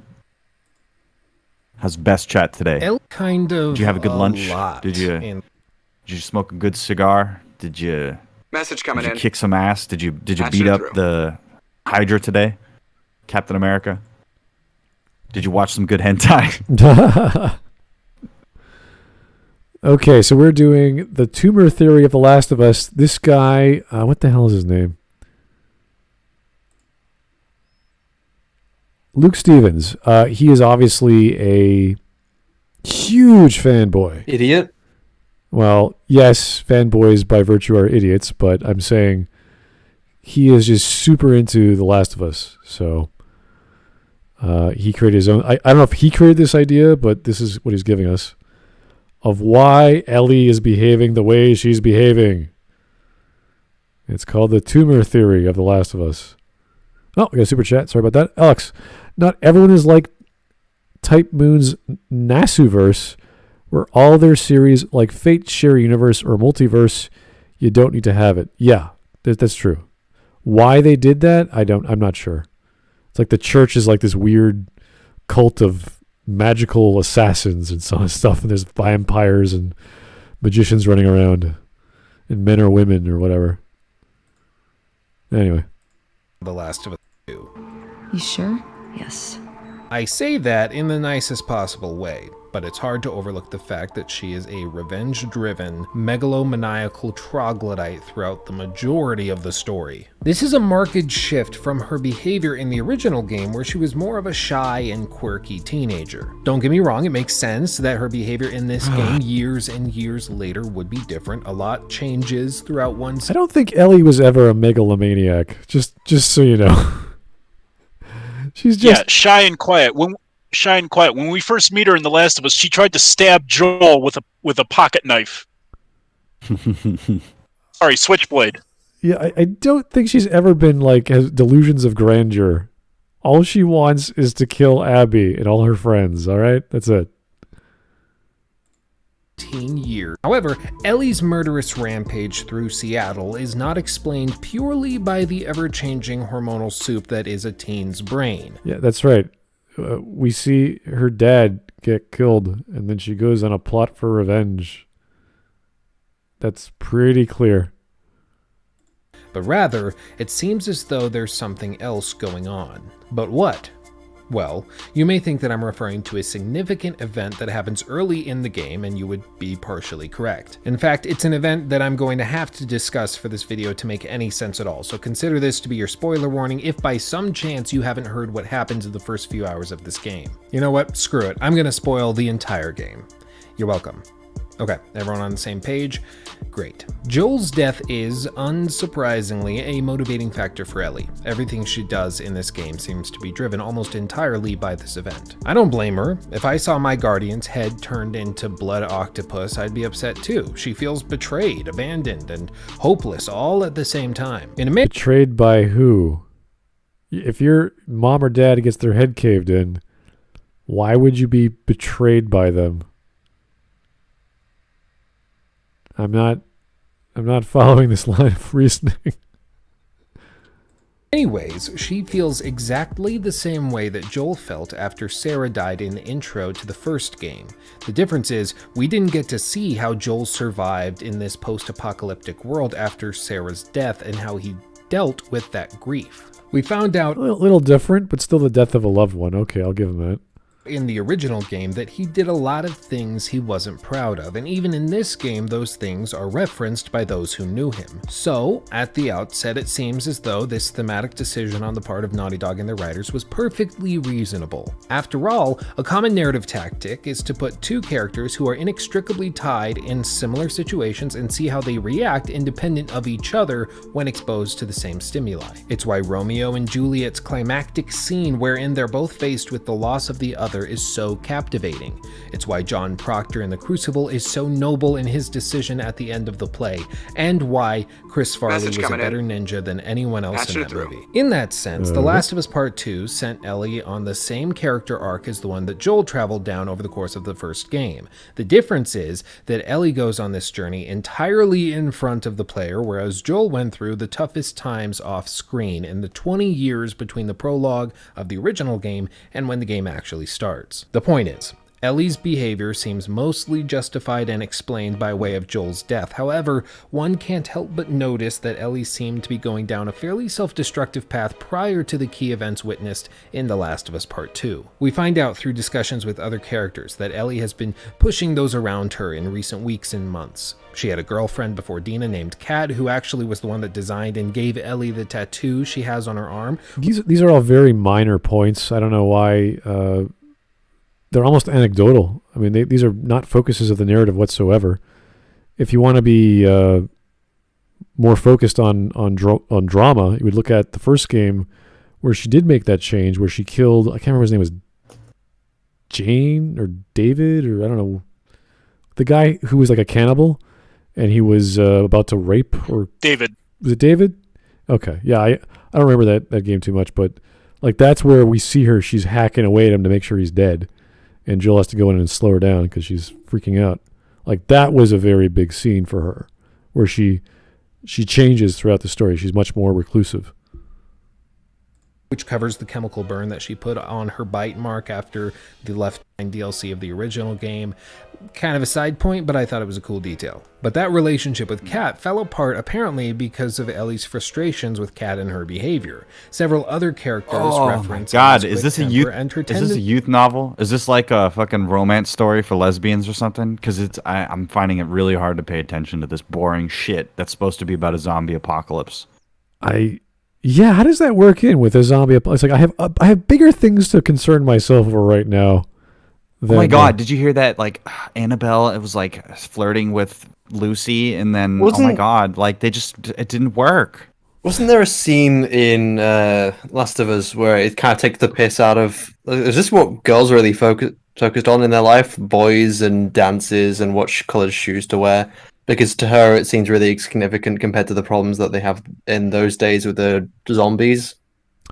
I can't recall. I do know that Ellie was pretty adult and crude and talking about, genitals and what have you. So it wasn't like she wasn't aware of these things. Tendency to fly this is a world where Facebook and Twitter don't exist anymore. One could explain this simply as a brooding and well-worn youngster acting out against those that she feels aren't with her time. In other words, who gives a fuck about what time it is? It's fucking time to stop bitching. It's the apocalypse. The apocalypse is when all shit's off. That's when you gotta fucking worry about where you're gonna get your anti-diarrhea pills because you ran out. That's where's the iodine deposit? Well, how are we going to remake more of this shit? How are you going to make medication? How are you going to fucking get enough bullets and ammunition? Oh my God, he gave me a bigot sandwich. Stop it. God, it's fucking the current year. Stop. However, I think that this is an overly simplistic explanation. Specifically because there's another explanation. So this is kind of funny. We just watched a video about, people not trying to see too much. Like the simplest answer is not good enough. Oh no, there's more to the narrative. We're not paying attention. Oh, okay. That I find more fun. And after all, reasonable, realistic, and well-rationed explanations don't usually make for good YouTube videos. You see, as I played... So, you want to be crazy. Videos are boring. I'm going to do something stupid right now, and that's more fun. I'm crazy. Let's make a video. Okay. Through the sequel, I can't help but notice that Ellie was saying, thinking, and doing things that I would have never expected her to do coming from the first game. That Ellie did kill zombies when she needed to. She didn't have a problem. There he is. So it's a different person. It's a different character. That's kind of a criticism, not something that's good. Unless they've changed so much. I realized that I was stupid before, and being likable was not something I wanted to be. This is the argument from time skip, because Joel had a 20-year time skip between the death of his daughter and we saw him in the first game, and whatever was a time skip between the first and the second game for Ellie, which changed her in some capacity. Like, sure, I'm sure they did change in some capacity, but that would not help your narrative because we have no access to that. It's a very weak argument. Here's later tiers. What books did Savage Books write? I don't know. I don't know anything about the guy. Couldn't tell you. Cool Man 229. Ellie references boys and clothes and stuff when she's at the ranch house. Oh, boys, really? Okay. I thought she was into girls, but no, she's a lesbian. Woke. You have to be woke, or else you're canceled or something. I don't know. You have to be destroyed if you're not woke. Everybody's gay now. Come on, it's the current year. Everybody's gay. Okay, it's the apocalypse. Everyone's gay. That's the important thing to do during the apocalypse, is to address your sexuality so you don't procreate or something. So we were out like trying to avoid bandits that were killing us and like gonna eat our flesh and like rape us and stuff, and like my parents just don't accept my gender identity. Very important. Raiders if she was forced into that situation, but she never seemed comfortable with Joel's past and the things that he had done prior to meeting her. Whenever it would come up in conversation, she would just shut it down and they would move on. This is one of the things that I think made Ellie so likable, that she was surviving in this world without behaving purely as somebody of it. In a way, she was a beacon of light in an ocean of darkness. Her sense of humor, charm, and quick wit made her someone that everybody loved. But she grew up in this world. How could she not act like she's a part of it? How would that make sense? I disagree. I think she does act like she comes from this world. Now, Ellie, that ain't for kids. Whoa! How the hell would he even walk around with that thing? Get rid of it. Which is why it's so frustrating that Ellie is painfully unlikable in the sequel. She throws out jokes. Wait. She was... Oh, God. Everyone knows what happens to Ellie in the sequel. Now, you could say that's painfully unlikable because that's the point, to show how brutal and violent and disgusting it all is, and the lack of joy in her life as a result. That's the narrative they wrote, and we know why. Everyone knows why. This is not unclear. And jabs occasionally, but while writing this script, I can really only think of a few examples that I could count on one hand where Ellie flexed her wit like she would have done in the original. Oh, wow, that was an interesting beat. She's no longer the light in a sea of darkness, but rather just another pessimistic and depressive soul in an already desolate landscape of emotionally bankrupt, heartbroken nihilists. She really... They're not nihilists. Yeah, it's almost as if something terrible happened to her recently. Wonder what could be. Yeah, okay, nihilism is not revenge. I'm just going to tell you very soon. They're singular philosophies, but they're not the same. Okay? Nihilism is like nothing matters. Revenge is like one thing matters, and everything else doesn't. That's the only similarities I can think of. But they're two different things. He doesn't stand at all against the depressing backdrop that is the world of The Last of Us, which is perhaps by design and could be justified, at least I think so. But the point is that she's not the same Ellie as the one in the original. I agree. The question is, why? Sure, Joel... Well, why? What? I don't know. It's clearly she didn't have enough steak in her diet. I don't know. Why is she such a her, bitch? Really, you're not gonna go for the obvious joke there? Yeah, I know it. Come on, She Glib, do needs it. to get some meat in her. Glib, do it. Oh no, I'm not doing that. I don't do that kind of joking. Why are you okay? I am a gentleman. I only say the right things that are politically correct and appropriate and elegant. I will not stoop to your level. Okay? If only Ellie was not gay. Then what the hell are you doing on this channel? I'm stooping to your level. Alex Halo. It's nice down here, isn't it? Yeah, and it's bad. It smells like bigot sandwiches down here. Yeah. I don't know, you guys are cooking up the steak. Patching it through. All I know is that in the apocalypse, I'm not going to be anywhere near Ellie or Joel or any of these insane people. I'm going to get far, far away from the stupids as soon as I can and go to somewhere where I have long sight lines and a rifle. Really good positioning, yeah. Yeah. I'm out of here. I'm gonna be in the Hidden Valley Ranch, making ranch. Alex Halo. And it's bad if gay character is made by otakus in SJW. Oh dear. Where's the beef, man? Yeah, you gotta You know how hard it is to get beef in the apocalypse? That sandwich means more than just a sandwich. It's not like you or I just going into a market and getting some, this is apocalypse beef. You know how expensive that must be? That's a big apology. Come on, guys. Yeah, they have to go out, they have to find a cow, they have to farm the cow, they have to kill the cow. They have to keep a cow alive in the apocalypse. It's difficult. How are you going to keep that fed? But really the thing to me is that the problem with The Last of Us 2 and underlying all this shit is that it's written with this sort of ignorance of the material. It's like, this is the context we're in. Now I'm going to write a story that is just not cognizant of all the stuff that's going on. Like all of the stakes that are in place by the setting that were set into motion. Let's fucking kind of just forget about that and let's just make it convenient. Let's make everything convenient. There's this village and these people make these mistakes and it's all convenient so that Neil Druckmann can tell his story. And it's egotistical as fuck. And that's why we hate it. I think that's why people hate it. I think that there's this strain of egotism that's ignorant of what the fans want, ignorant of what the other writers that invented the project with Druckmann. I think that it's ignorant of what gamers want to play. I think it's ignorant of what people that want to watch stories want to see. It only appeals to this weird, brainwashed, programmed social justice people that are like, oh my god, identities. I see the identities in it. I like it. It's good. Oh, this person's this gender and does this and no. It's like, oh, it's verifying and heckin' valid. My existence is now heckin' valid. I hate it. It's just so boring because it's not good storytelling. It's this sort of Potemkin village of it's good because it does all of the things that I'm told a modern day story is supposed to do.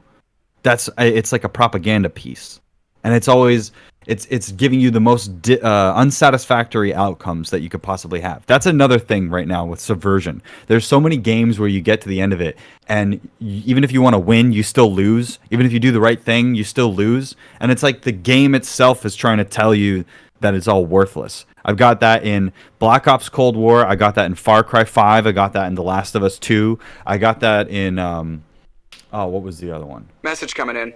Ah, shit. I'm forgetting off the top of my head. But all these stories, I get to the end, it's like, oh, the apocalypse happens anyway. Shit fucking goes bad anyway. Why even bother?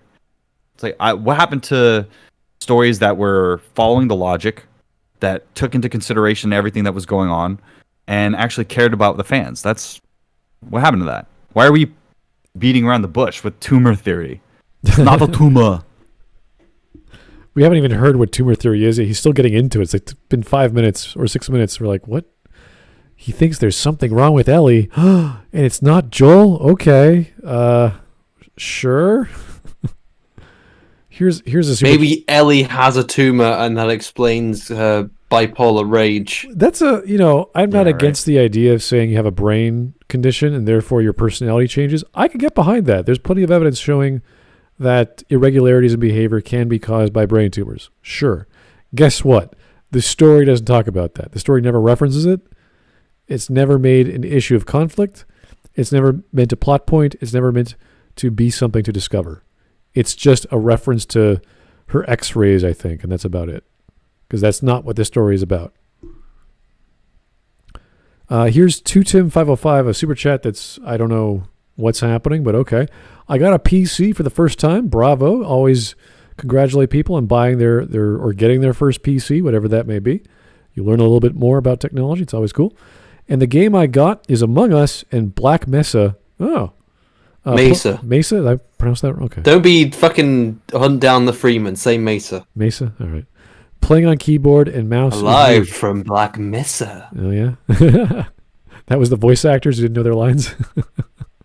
Yeah, they didn't correct the pronunciation on Hunt Down the Freeman. It was a really shitty fan game that dared to charge like £20. So playing on keyboard and mouse is weird. You know what? You're going to get used to it, and you're going to love it within a few months. It's much better. It is much better. Much, much better. Not to say that VR is bad, but I'm just saying it's much more accurate with a mouse. Could there be something beyond her own control? Something that could explain her incredibly aggressive behavior, irrational decision-making, and suicidal and self-destructive choices, and even her It's called The Writer. homicidal tendencies? The answer is yes. I believe there's more to Ellie's mental state, and I think that... See, this is where we stop and go, you're insane, you're stupid, you're wasting your time, you're a fanboy who doesn't know what they're talking about, you're reaching, yada yada. This is what the other video is like warning you about. Don't go too far. Don't invent shit that isn't there. You can appreciate... Again, we have nothing wrong with you having your own headcanon saying, you know, that thing in her head is causing her to behave differently. You're like, maybe, but there's no evidence. And you can't just jump to conclusions. So this is the fanboy not appreciating there for his own reasons. He's inventing reasons for what is actually there. This is backwards thinking. You're supposed to start with evidence and come to a conclusion, not do it. Oh, she's aggressive. We already know, we have a reason why she's aggressive, not because her the brain tumor stimulates the hypothalamus, which produces epinephrine and norepinephrine, which is basically forms of adrenaline. Therefore, she's going to be more aggressive. It's like, sure, maybe. Or she's running around killing people, and that drives her nuts. That could be it too. I can prove it using a tumor. I'm a tumor, I'm a tumor. Oh, no. I'm a tumor, I'm a tumor, I'm a tumor. I'm a tumor, I'm a tumor, I'm a tumor. Oh, I'm a tumor. About a third of the way through the game, you get to play a flashback wherein Ellie is exploring the hospital from the end of the first game. The place is abandoned, but there's still documentation strewn about for the player to find if they choose to do so. In this particular example, Ellie finds pictures and medical documents that outline scans that were done on her while she was incapacitated at the hospital. Needless to say, she has no recollection of any. By the way, this is the music that chapter. Do you guys know the YouTuber That Chapter? You ever heard of this guy? He does true crime stories, kind of like Jim Can't Swim. I had a whole kick about it, and he uses this music every single episode. I guess that it's one of those YouTube audio library royalty free. Yeah, it's so generic. All right, back to it. Of these things, which is why it's a bit of a system shock when she does find them. Now, beyond finding these documents and What if pictures, she had a there's tumor? not much that you can do. You basically find the pictures and write up from the doctor and continue through the flashback without so much as a second glance. And this is probably because Naughty Dog didn't want to bash the player over the head with something like this, especially because it has some pretty significant implications. So this is also in regards to what we were talking about, having limitations on your new ideas, whether it's technology, aliens, fantasy, magic, that sort of crap. So here we have a tumor. We don't know what it does aside from preventing Ellie from getting the infection. So she is infected, but she's not showing any symptoms, so she's fine. Is this a retcon from The Last of Us 2? It was never mentioned in the first game. I don't recall. Confused. Yeah, but either that, like, he is inventing his own extension. It's like if Shiny were to start talking about the Force and say, well, maybe the Force can do this. It's like, well, why would you think that? That's silly. There's no reason to start doing that in the lore, which is already fantastical enough, and have the writer do that for you. So you're not saying, oh, yeah, you can now phase through walls. It's like, wait, no. Slow down. She can't get the fungus because she has a tumor. Is that what he's insinuating here? That's the idea, and that's why they wanted to crack her head open in the first game, because there's something in her head which causes this mutation not to occur. But why would it be a tumor? That's what it was. Stops a fungus. Yeah, there's something in her head. It's confusing. They didn't explain it in the first game, so that is something in the first game. It doesn't really make sense how it stops a fungus, but hey. But I don't understand! What's going on? What the hell's going on? I don't know. You see, in the scans, there seems to be a massive growth inside Ellie's cranium. This is something that was implied in the first game, and it was actually a major part of a lot of Well, fan the only way they imply it is saying they need something in their head. What? But why a tumor? Why a tumor? I don't know. Again, the fungus is based on real life fungus, which affects ants to, basically turn them into zombies. I'm trying to think if there's some way that, a tumor could affect that. Maybe the mental elements, but not like the mutations and everything else.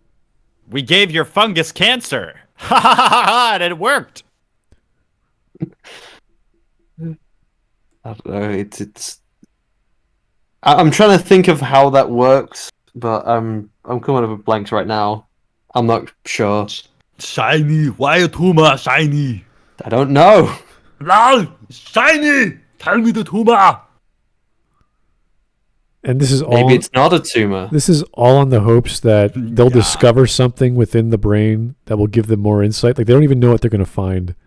There's just something there. It's like, you want to kill a person who has the potential cure, or at least resilient to the what is it called, the cordyceps plague?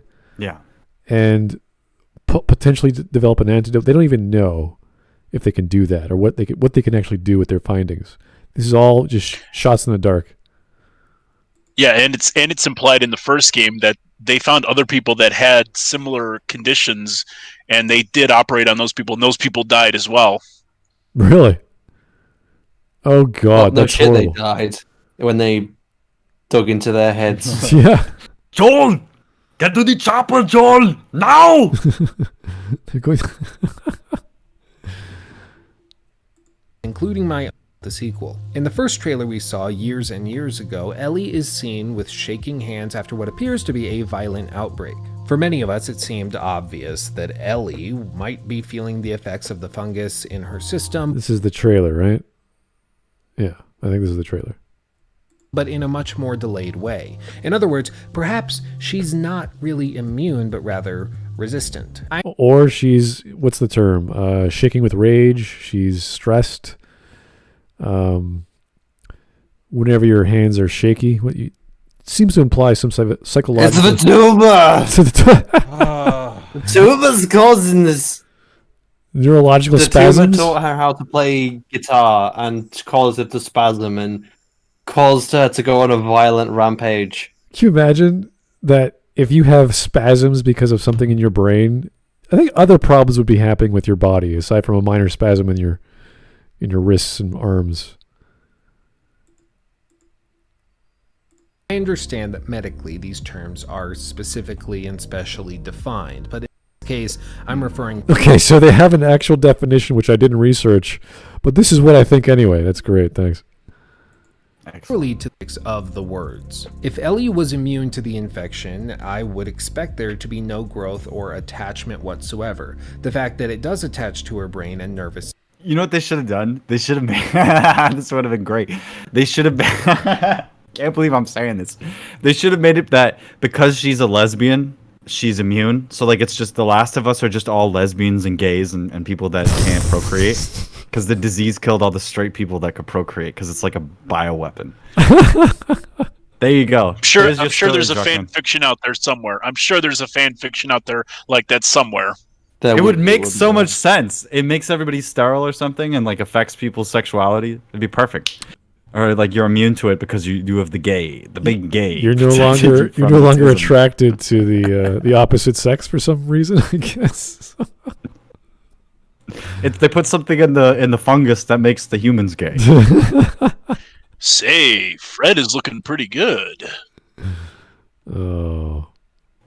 Anyway, all right. Nervous system implies that it does have an effect on her, but her immune system is able to restrain it in some way. No matter the case, the immune system in your What? That's not where the immune system is. Okay, there's the endocrine system, and then there's the nervous system. When you cross those two together, you know what you get? You get MS.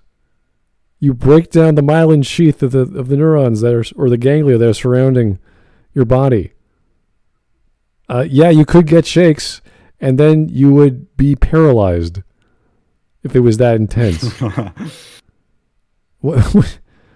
I have no problem with her getting shakes because she's going through trauma of some sort.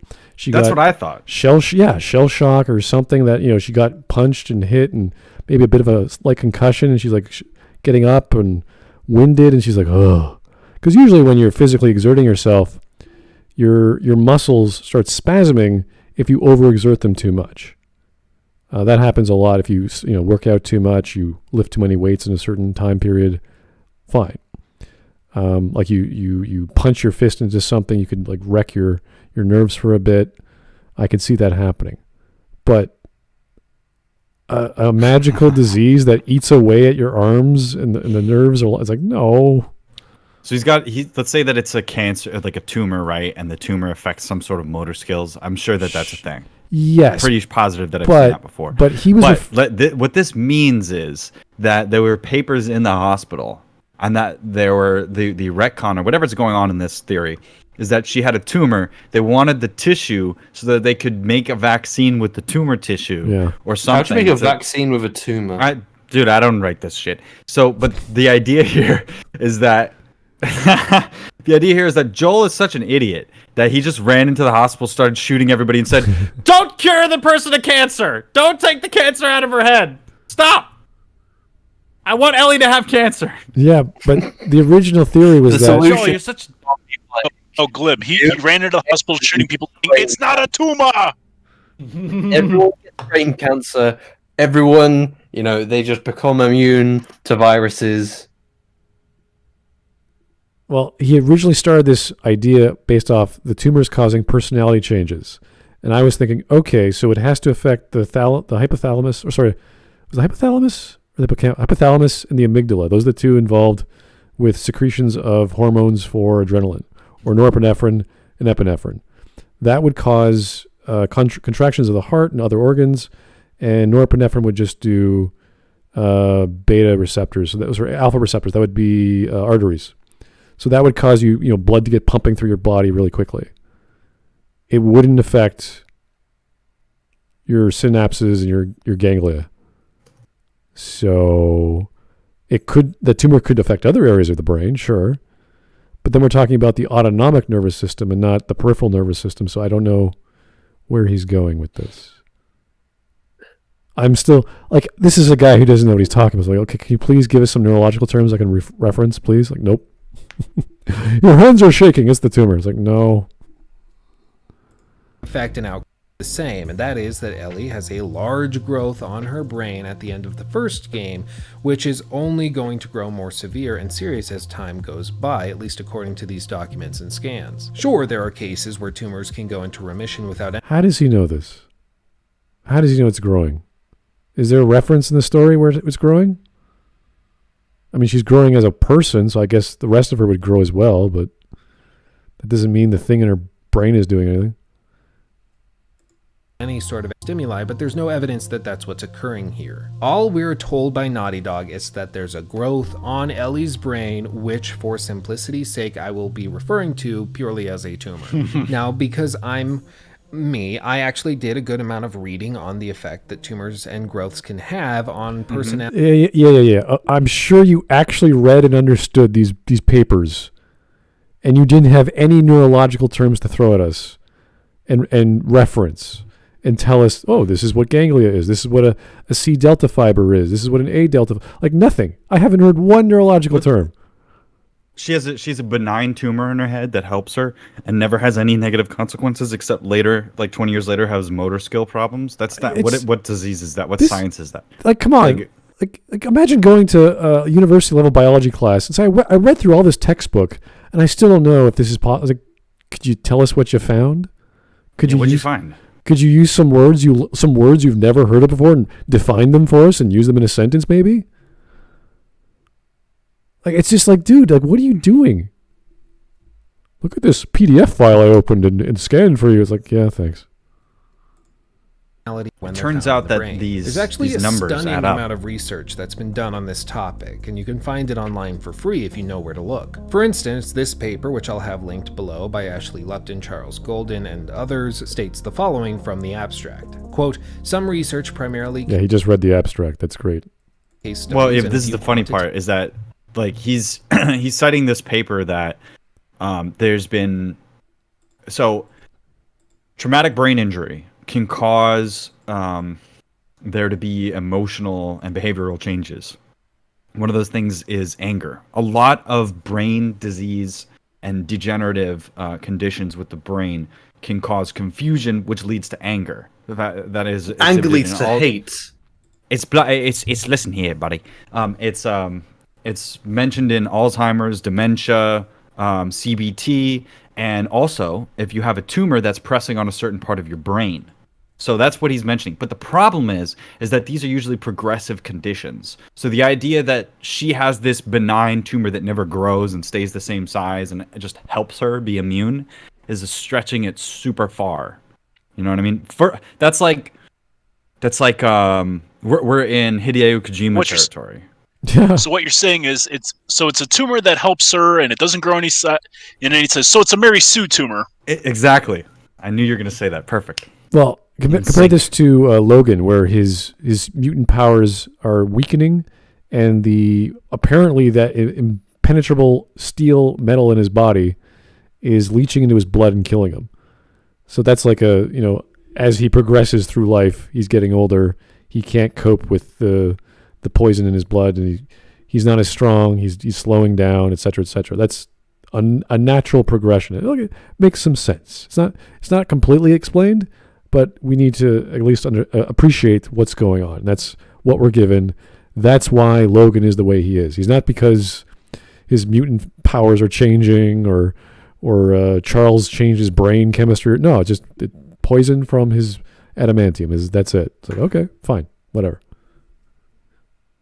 So we need to know the limits of these things, not to invent new things, which these things don't exist yet. This is why I hate these theories.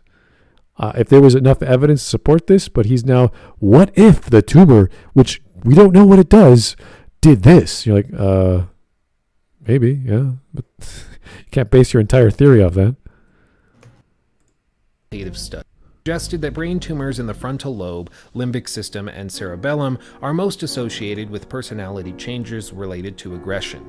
This aggression has been noted to be directed towards others, as well as inward in the form of suicidal ideation, attempts, and deaths by suicide. End quote. Now in The Last of Us Part 2, we do see Ellie behaving in a much more aggressive way compared to the first game. If we assume that the growth or the tumor has either remained or grown, it's fair to also assume that its effect would have remained or grown. But I hear what you're saying. Ellie doesn't try to commit suicide in the game, and while that is true, she doesn't try and do it in an abrupt and straightforward manner. I do think we see her engage in behavior that puts herself at extreme risk for no reason at all. I could merely point to her revenge. For no reason at all. Revenge is not a thing. She's good. It's just it's a tumor. She's not emotionally compromised. Who's Joel? I don't know. I got this thing in my head, man. I just got to do it. Okay. Endeavors in Seattle as proof of this point, but there are more specific examples too. For instance, Ellie's insistence on chasing Abby to California in the epilogue, Ellie storming into the mansion where she suspected Joel was being held without any backup at all. Hey, wait. Epilogue, I think she's referring to the time when he gives up on Abby and then goes back, and she has the PTSD event. So that's explained. Let's just rewind here. too. For instance, Ellie's insistence on chasing Abby to California in the epilogue, Ellie storming into the mansion where she suspected Joel was being held without any backup at all. That's fine. That was the intro.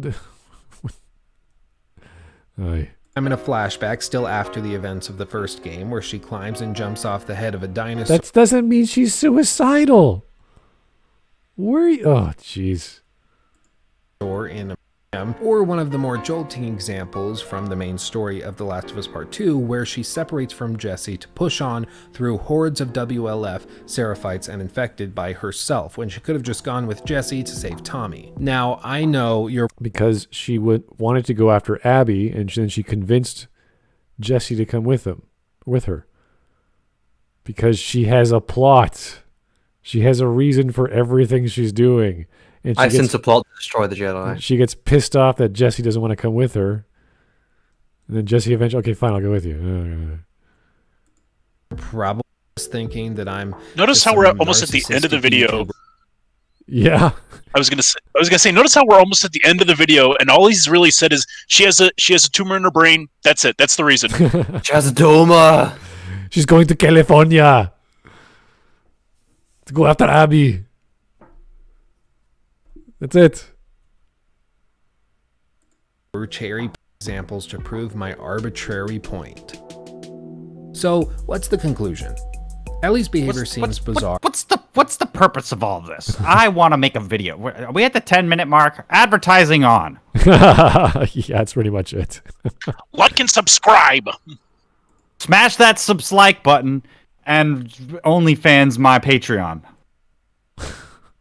And out of character when first playing the game. However, when we squint our eyes and read a lot into some really random events, it becomes certain that Ellie's behavior in the second game is not a result of strange writing choices on the part of Neil Druckmann and his team, but Whoa! Okay, so he's admitting. Lol. It's totally designed to be a tumor. So it was designed. It was smart. He's admitting that Druckmann doesn't know what the freaking hell he's doing. Strange writing On this, choice. we can agree. It's not. You like that, everybody? You like that? The game is good because there are hidden meanings behind the motives of Ellie that we aren't aware of, and we have to research and think. It's like, oh boy, what does this remind me of? Every other... Also, she has a tumor in her head. All those weird things that were happening, it's because she has cancer in her head. That's why. Genius. Wow. He's admitting the game is bad. It's hilarious. Yeah, he is. It's amazing. I've never. You imagine people from like the indoctrination theory videos are like, okay, the ending is so bad that the indoctrination theory must be true. Like I've never heard that logic.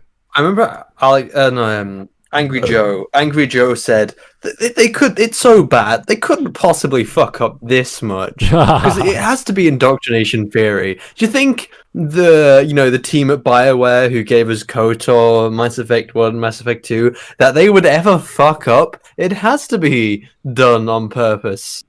It has to, yeah, exactly. I love that. It's flawless. It's brilliant. It's the best. I heard it on the radio. Somebody told me. There's no way they possibly fucked up this hard. The problem is, what do you mean you found a flaw? What do you mean? you can't point out that there's something flawed. This is perfect. The problem, though, is that he's arguing the plot, which everyone knows is to be true. It's obvious why she's doing what she's doing and why she's behaving the way she's... It's super clear. It's not even a problem with the story. But he's saying there are other problems, which he hasn't alluded to yet. And it's really because of this amazing other theory he came up with. This is the most buyer's remorse reaction I've heard of. Because he's attacking a thing which isn't bad, which isn't wrong. And he's inventing a theory to say, oh, it's a brain chemistry thing, which is causing her to have shakes and be violent and not happy. And like, or it's the entire plot of the game. Oh boy. Well, we got... I mean, I could see this being like a legitimate theory, like if he expanded on it, provided evidence, and gave well-rounded, explanations. But instead, he's just like, nope, it's a tumor in her brain. That's it. That's so great. And what a great video to make. Like, yeah, it was totally brilliant, guys. Come on, don't. No, it was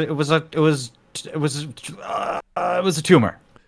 Well, if you look at the other videos he's done on the game, there's like 3-hour videos. There's like I think a 5. Was it him a 5-hour video? I can't remember. But he has a bunch of videos on The Last of Us and The Last of Us 2. And he's gushing about it, and it's just, oh boy. Rather, a brain tumor within Ellie's cranium, which has got to be the And that's greatest just a get out of theory, jail free a card stupid with regards to theory. narrative criticism ever constructed. But that Yeah, I just got to hear that because Shiny was talking over it. I'm sorry. tumor within Ellie's cranium, which has got Yeah, to yes, brain tumors are in people's craniums. Thank you. That's great. be the greatest get out of jail free card with regards to narrative criticism. It is not okay, guys. Patching it through.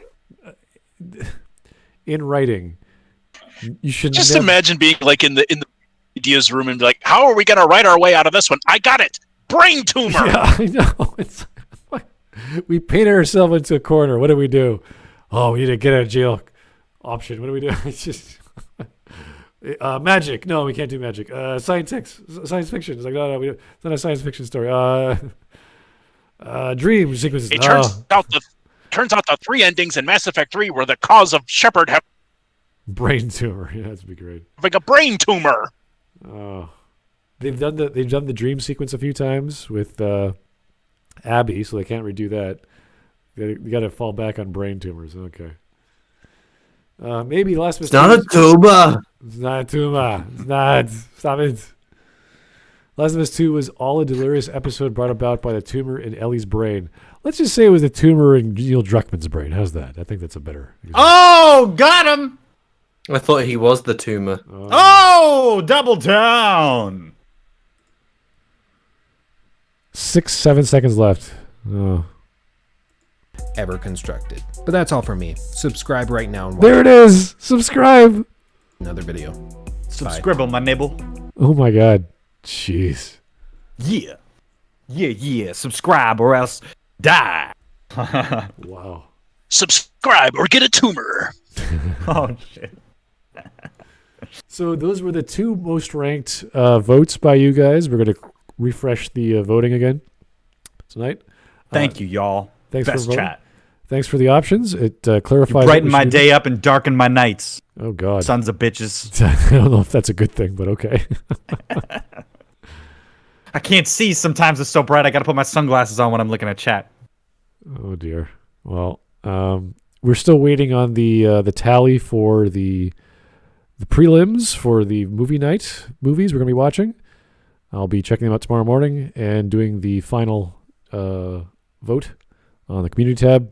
Got a lot of weird options. I've never heard of some of these films, so I think the Terminator Genesis is winning. But Oh dear.